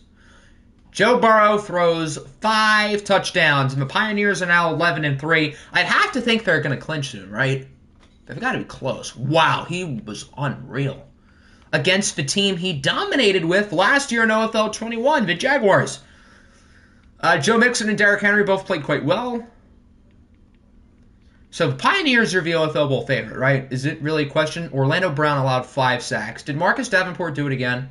No, it was Leonard Floyd who had 5 sacks. So Joe Shiesty throws 5 touchdowns. Leonard Floyd gets 5 sacks. Quite the game for Toronto. The Jets, do they go 2-0? They do. They beat the Rams 24-12. Look out. The New York Jets are coming. What are you guys now? 7-7, I think. I think so. Elijah Chisholm with another pretty good game. Desmond Ridder with another pretty bad game. I was about to say another pretty good bad game, but that doesn't make sense. Jerry Jeudy scores twice. Za'Darius Smith, 4 TFLs. A sack and a pick for Anthony Jennings. Marcus Jones and Malik Hooker also with interceptions. The Lions, will they stay red hot? They do. They beat the Bears 21-14 with an 18-point comeback in the fourth quarter. They were down 14-3. Jets, Giants, OFL. I don't think the Jets are quite good enough, but the Jets are playing good football. You never know. Sean Watson with another really good game. So the Lions are the first team in the NFC to double-digit wins. Who's the 1 seed in the NFC? Is it Detroit? It might be. I think it was Seattle going into the week. They played Denver, who's 9-4, but also ice cold. So the Lions are definitely the front runners for the North. The Bears have kind of fallen out of the picture. The Huskies are hanging on for dear life, and the Vikings are not really hanging on for dear. We're hanging on with 2 hands, but we're still hanging on. The Falcons beat the Panthers 21-35. Carolina still is the heavy favorites for the number 1 pick. Aaron Rodgers threw 5 interceptions in today's stream. He wasn't very good. He was better than Josh Rosen, though, although that doesn't really say a whole lot. Miles Sanders and Clyde Edwards-Helaire with similar numbers. Good game for Robert Woods. Bobby Trees.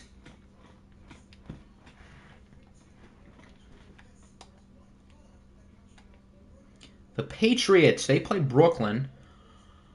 Oh, God! So the Brooklyn Beats in 2 games today scored a whopping 0 points. Yeah, the Brooklyn little honeymoon they had, that's dead. If that wasn't dead already, it's dead. Unfortunately for them. Trevor Lawrence was very good. Brady Boatwell found a way to play even worse than he did last week, and that says something.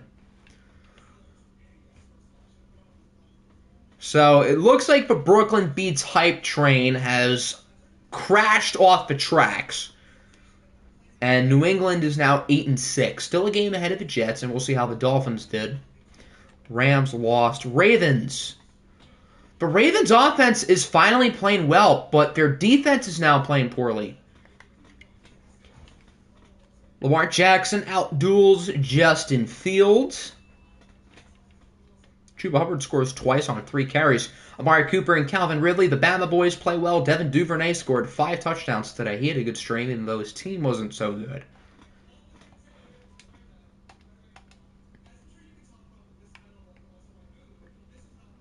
The Saints beat the Aviators 24-21. A nice win here for New Orleans. Taysom Hill played well again, though. And Trey Lance, not so much. But Trey Lance's team won.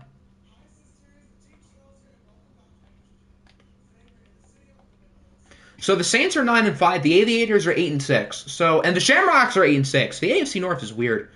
Seattle loses to Denver. The Broncos appear to be back, 34-20. Russell Wilson was pretty good. Kyler Murray, arguably an MVP frontrunner, not so much. David Montgomery played well. Michael Thomas with almost 100 yards. A lot of sacks. 2 for Micah Parsons, 2 for Juwan Bentley, 1.5 for A.J. Epinesa. Josh Allen with an interception. Okay, that's weird. The Tigers, can they make it 2 in a row? They lose to the Wizards! The AFC South is literally bipolar. These teams are so on and off. Had the Tigers had a winning or losing streak longer than 2? Oh, they had a 3-game losing streak in there. Other than that, they pretty much alternate. Win-loss, win-loss, and then they go on a string of wins, but they can't really keep themselves consistent. Mahomes outplayed Brady, although both were pretty much equal for the most part. Then Jefferson and Nick Boyle with over 100 yards apiece.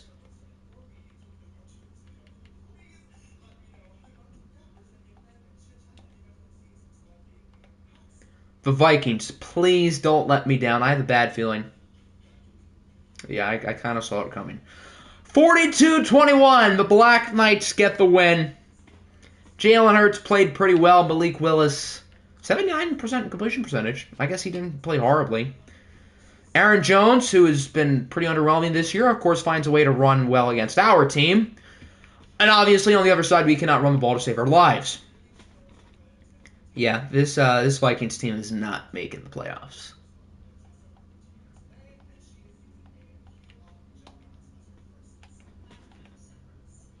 The Wizards won. The Aviators lost. The Bats, I don't think we've seen them yet.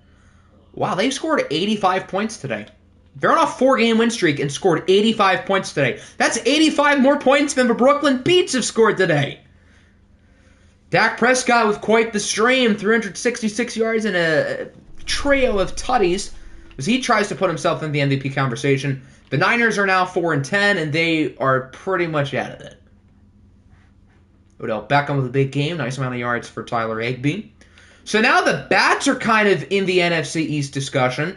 If Washington loses again, they might be in last place. Jeez. Vikings run defense is trash. I mean, our defensive tackles are not very good, so it's pretty easy to run up against the middle. So I guess that makes sense. The Bears lost. The Beats obviously lost. Washington won a football game. I don't believe it. They only scored 14 points, but the Oklahoma City Bison scored 7. So the 6-game hellhole losing streak for Washington comes to an end. They're still only 7-7 though, which is better than the Bison, who are 6-8. Josh Jacobs was pretty good. So despite losing, the Tigers are still in first place because Jacksonville and obviously the Bison both lost. As for the East, the Bats are 7-7, Washington 7-7. The Black Knights are 8-6, and the Giants are obviously 9-5. So the NFC East is very competitive. We saw the Bucks, didn't they? They lost to somebody.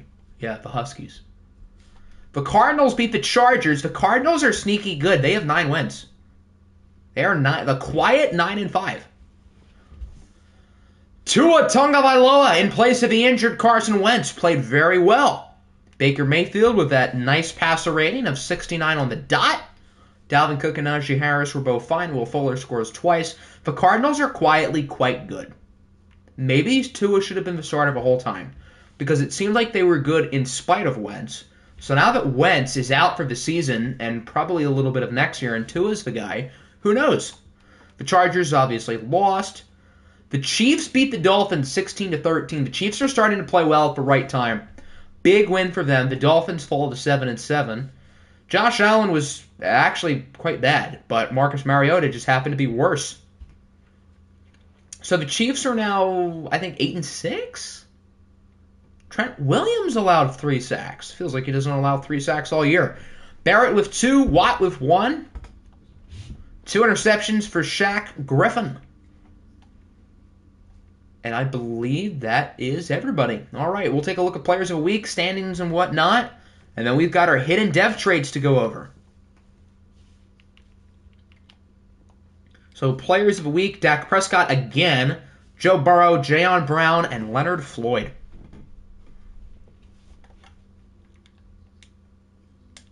Has anybody clinched? Nope, still nobody has clinched. The AFC North is a three-way tie for first with the Shamrocks, Browns, and Aviators. The Tigers still lead the South because everybody except for the Wizards ended up losing. The Patriots lead the East by 1 game over the Dolphins and Jets. The Pioneers and Broncos are still only separated by a game. Chiefs are a little bit behind. The Lions lead the North by 3, so with a win, Detroit clinches the division. Vikings and Huskies 7-7. The Bucks, Falcons, and Saints have a three-way tie at 9-5. Carolina bringing up the rear. The Giants are a game ahead of the Black Knights, 2 over the football team and Bats. And then the Seahawks and Cardinals are 9-5. Jayon Brown is a middle linebacker in real life for the Titans. He's probably like an 80 overall or something. So he's pretty good. He's like 27, 28 years old at this point. Here is the playoff picture. The Browns drop from 2 to 6. New England moves up to 2. The Shamrocks jump in at 3. And the Aviators at 8 and 6 are not in. Meanwhile, in the NFC, all of these teams have at least 9 wins. So if you have less than 8 wins, your team is in trouble. Looking at you, Minnesota, Toronto, Austin, and Washington. So the Lions jump Seattle for the 1 seed, while Salt Lake City holds on to the 1 seed in the AFC. All right, injuries and then dev trades.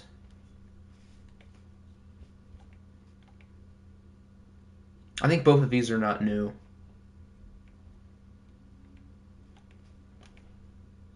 Cleveland Ferrell torn bicep. That feels new. He's probably done for the year. Oh, fantastic! Myles Garrett has broken his toe. Yeah, I think our season is pretty much over now. If it wasn't already. L'Jarius... No, that's not new, I don't think. Dante Jackson dislocated ankle. That feels new. Karma for what? What did I do?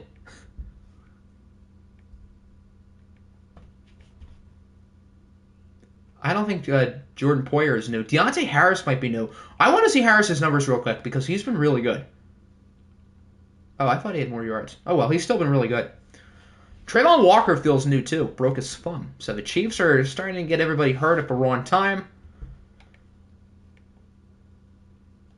We usured the Giants, right? Yep, that's everybody. All right, fellas, it's dev trait time. We're going to start with the Giants, and we're going to go down. So that means the 49ers will be last. Kyer Elam, I think, has normal. Yes, he does. Andrew Booth has star. There you go. Our first dev trait is a star. I feel like that's it. I doubt Romeo Doubs has it. Yeah, Dobbs has normal. That's probably everyone for the Giants. The Toronto Huskies, they had 1 pick. They picked Sam Hartman, so they're not going to have any.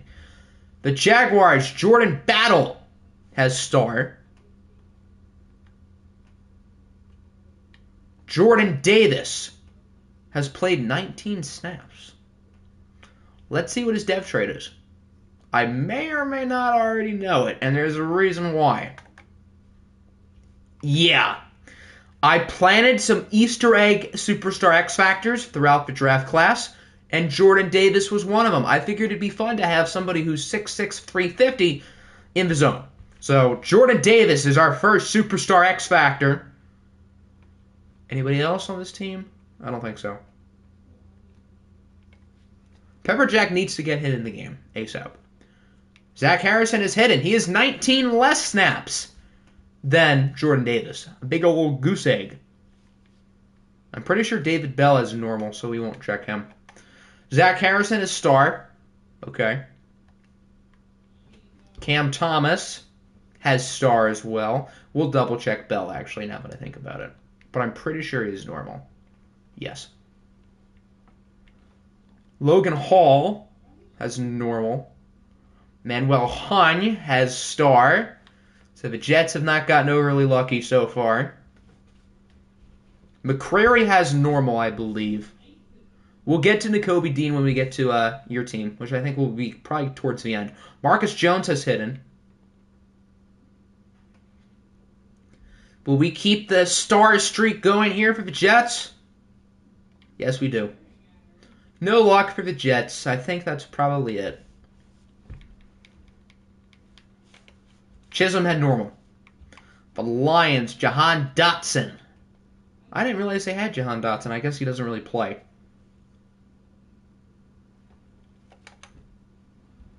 Jahan Dotson has star. Okay. Anybody else on this team? Probably not. The Panthers. Sauce Gardner has superstar. Okay. He's -2 morale because he plays on an awful team, but superstar is superstar. Jalen Tolbert. I think he said it. No, he is normal. Okay. Devontae Wyatt has normal. And that's probably it. Jameson has star and Estrada has superstar. I actually don't remember those two off the top of my head. Isaiah Spiller has normal. Kingsley Enagbare has normal. Garrett Wilson, star. Why is Sauce a 72? Because his morale is down. Because he has to play in Carolina. Poor guy. Jalen Weidermeyer, I'm pretty sure, has normal. Yes. Kyle Hamilton, superstar. So we have our second superstar of the day.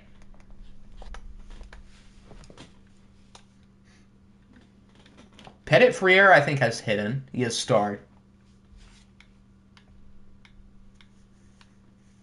That's probably all. Does Braden Mann still have star dev? No, that's lame. The Rams, Aiden Hutchinson has superstar, the #1 overall draft pick.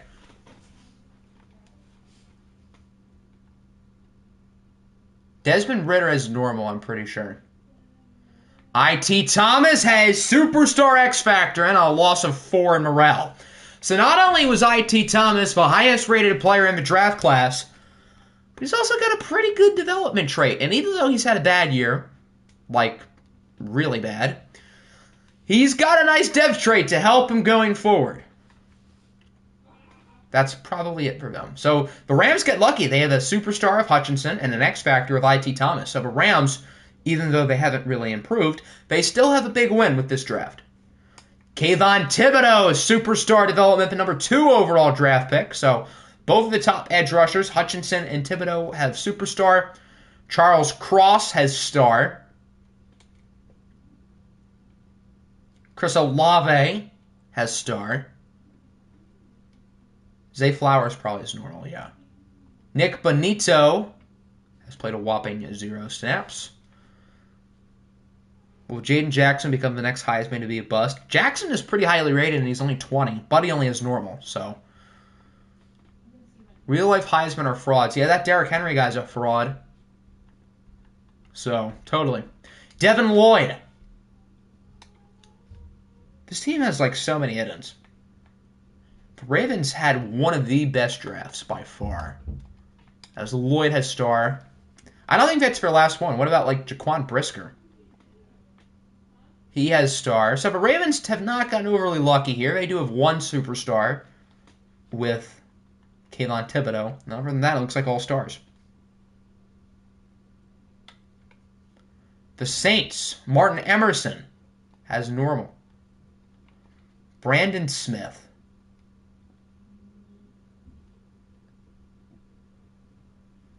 I feel like Brandon Smith might have superstar. I feel like somebody checked it, and he has no, he has star. Okay, I'm wrong.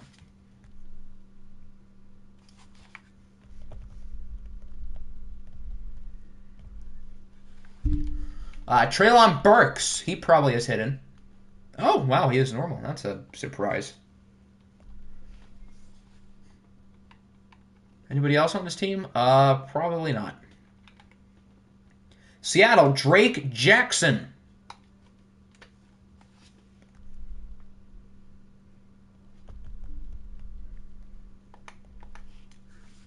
He is star.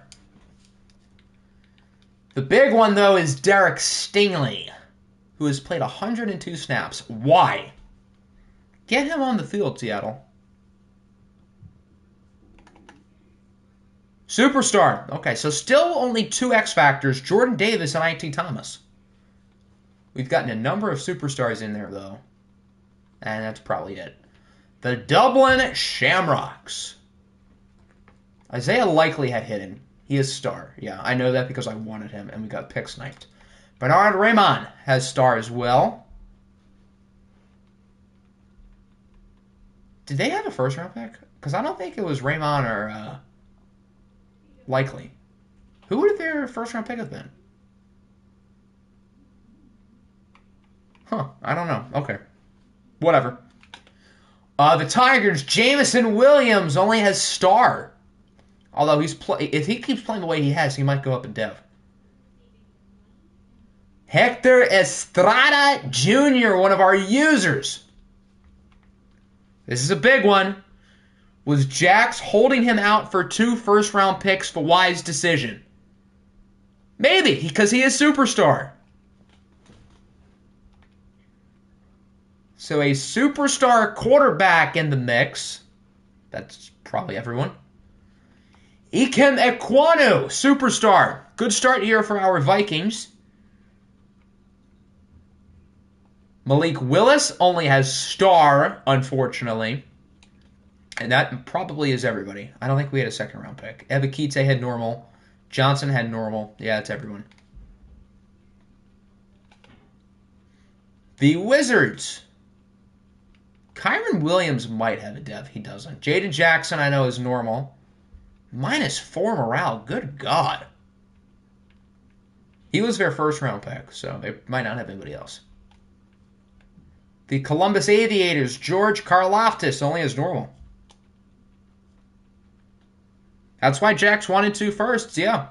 I thought I remembered giving Estrada star, so I was surprised to see he had superstar, but there you go. Carson Strachan, who probably needs to start. Although Taysom Hill had a good stream today, so maybe not. He has star. So our only superstar quarterback so far is... What's his face? Estrada. And obviously we know Brady Boatwell already. The Bats. Breece Hall.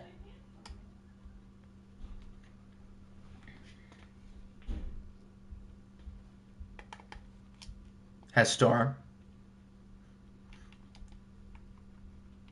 Drake London.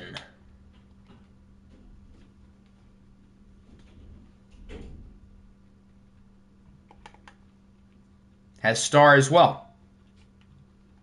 So not a whole lot of luck here for the Bats. Kennedy Brooks probably has normal, yeah. The Bears. They didn't have many high draft picks, I don't think, so... Zion Johnson, maybe? He does have hit him. 2 seconds does not equal 1 first. It can, but not always. If it's from a bad team, the first, then no. 2 firsts is 2 firsts. The Beats. Fee Riley. Star. Scooter Stokes. Superstar. So it looks like he was well worth a top 10 pick. Freddie Facker. Superstar. Odell Beckham III. He only had normal. Keith Weston. Will they land another one?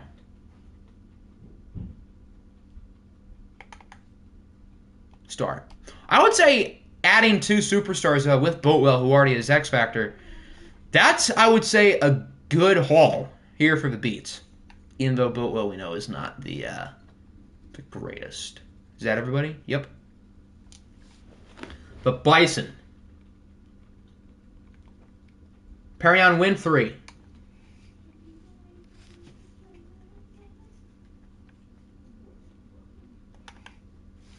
Has star. I accidentally scrolled by Tyler Linderbaum. It looks like he has superstar. So that's a big one here for the Bison.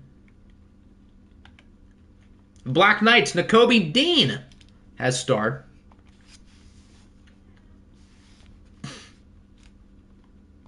Wesley Garber.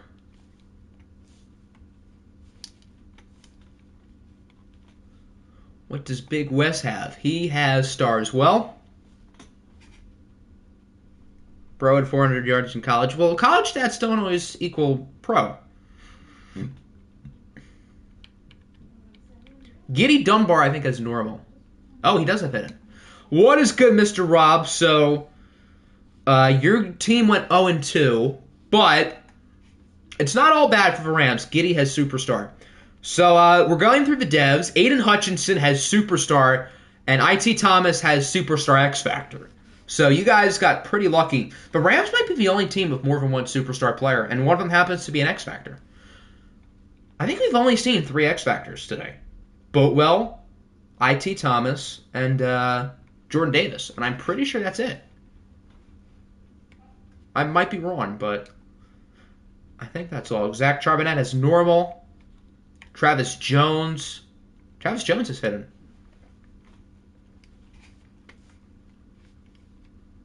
Probably star. Yes. JC and Adafe both have star, I think. Jermaine Johnson. Wow, the Broncos actually had a really good draft. How high did they pick? I thought they picked pretty late.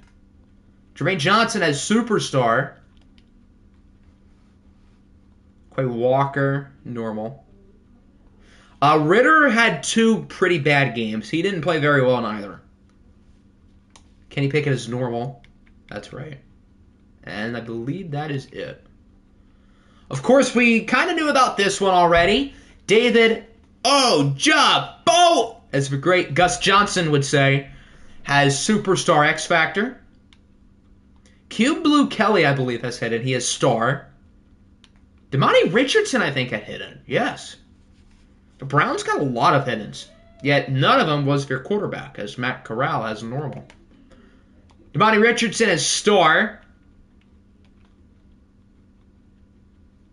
Verone McKinley has hidden, I believe. Yes, he does.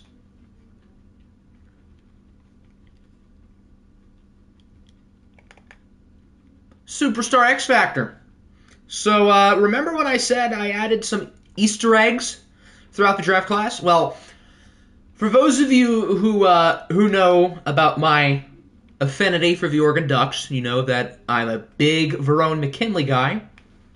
So, there you go. The person who made the draft class already had him at star. So the person who made the class knows ball, because Verone McKinley is that dude. But, yeah.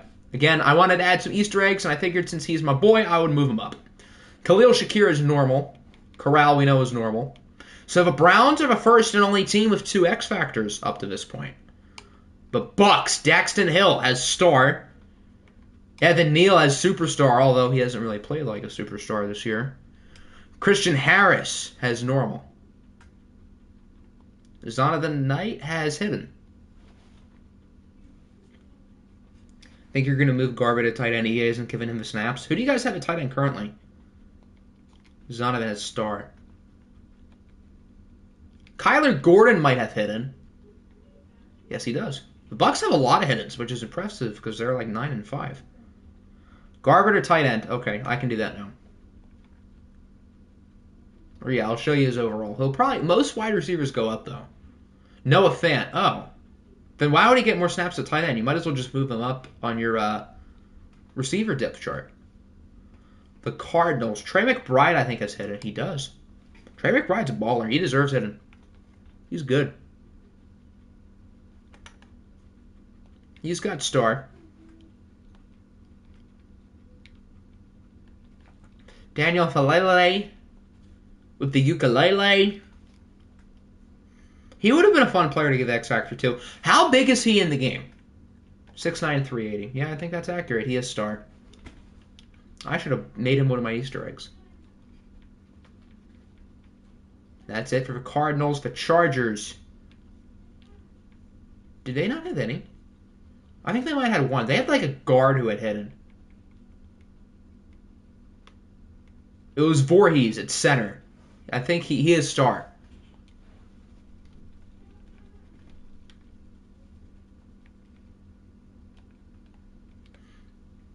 The Chiefs. Nolan Smith, I believe, has hidden.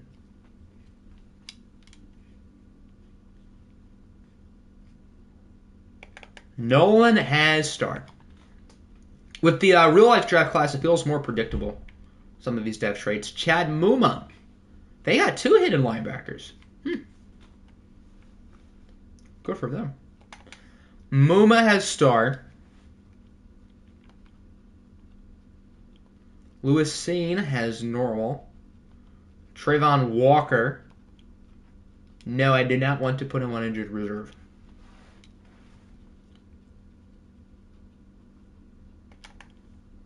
Trayvon has star, so the Chiefs get unlucky with their 3 hit-ins. Do they have anybody else? No. The Dolphins, Kenneth Walker. He is hidden. Sam Howell, I believe, has hidden as well. K9 has star. And Sam Howell has 175 snaps because the Dolphins refused to play him over Marcus Mariota for whatever reason. Also has star. So none of the real-life quarterbacks have higher than star dev. What about Najee Sanders? He is normal.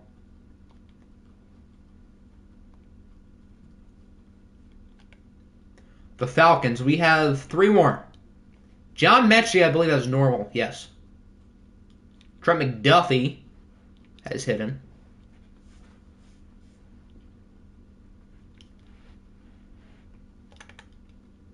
He has star.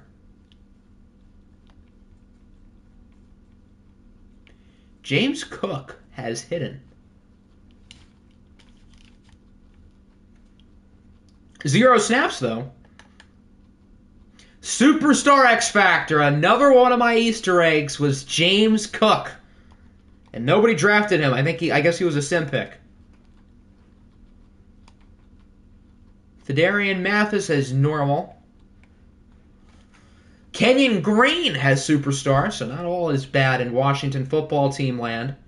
Darian Kennard has hidden as well.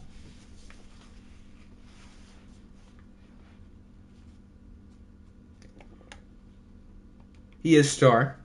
They had Nick Benito, but they traded him. I don't know if they have any other hidden after that. Doesn't look like it. The Niners. They didn't get too lucky. I know Matt Ariaza has hidden. I don't know if they got any other ones, though. All right, the moment of truth. Matt Ariaza has star. I wish I gave him something better. Justin Ross is... I think all their other picks were normal. That brings us back to the Giants. So there we go. Those are our hidden devs. I believe we had how many X Factors?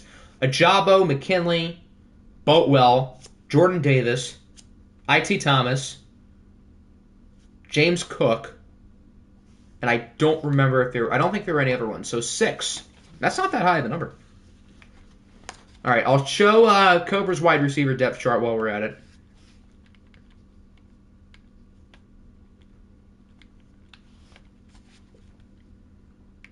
Yeah, you must have put Garber over Giddy. And then at tight end, I don't think it's going to tell us from the screen, no.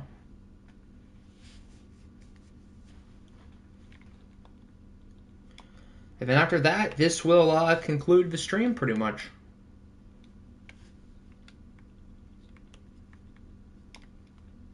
No, you want Garber at tight end, not Giddy. Mr. Garber. He's a big body. He probably will go up.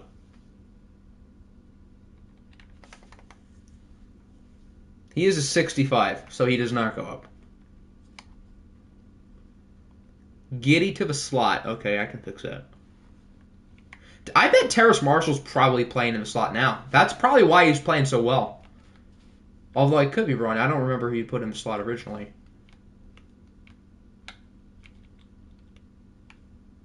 Oh, it's Anthony Miller. Okay. So Terrace Marshall's just playing well because he's a baller. So there we go. That will conclude weeks 14 and 15 along with our hidden devs. Weeks 16 and 17 will be probably sometime this week. And then I think week 18 will be this weekend.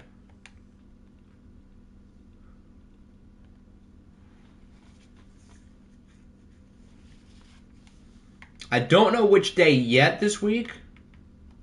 I'll let you guys know. Oh, did I check injuries? Yeah, we did check injuries. Okay.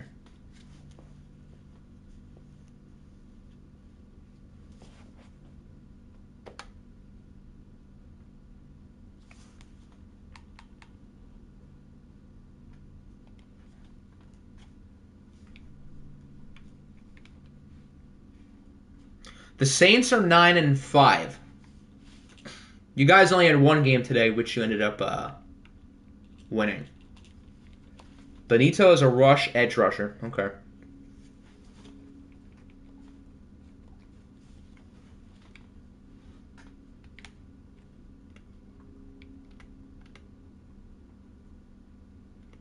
Would Farrell be... Farrell's not one of the rush edge... Oh, probably because he's injured. Do you want me to make Benito number 2 on both of them? Behind Thibodeau and Chandler Jones? Because that way he might still get a little bit more snaps. But he's not taking over for the top 2 guys. I can switch it back. Put him where Garvin was. I think Garvin was number 2. Yeah. I can move Fackrell back if you would rather him over Benito because he is a little bit better. Where did Fackrell go? Oh, there he is. So yeah, if you want to fix that, you can, I guess, put it in the depth chart thingy-majiggy. So yeah, there we go. Next stream again will be sometime probably middle of next week. We'll see.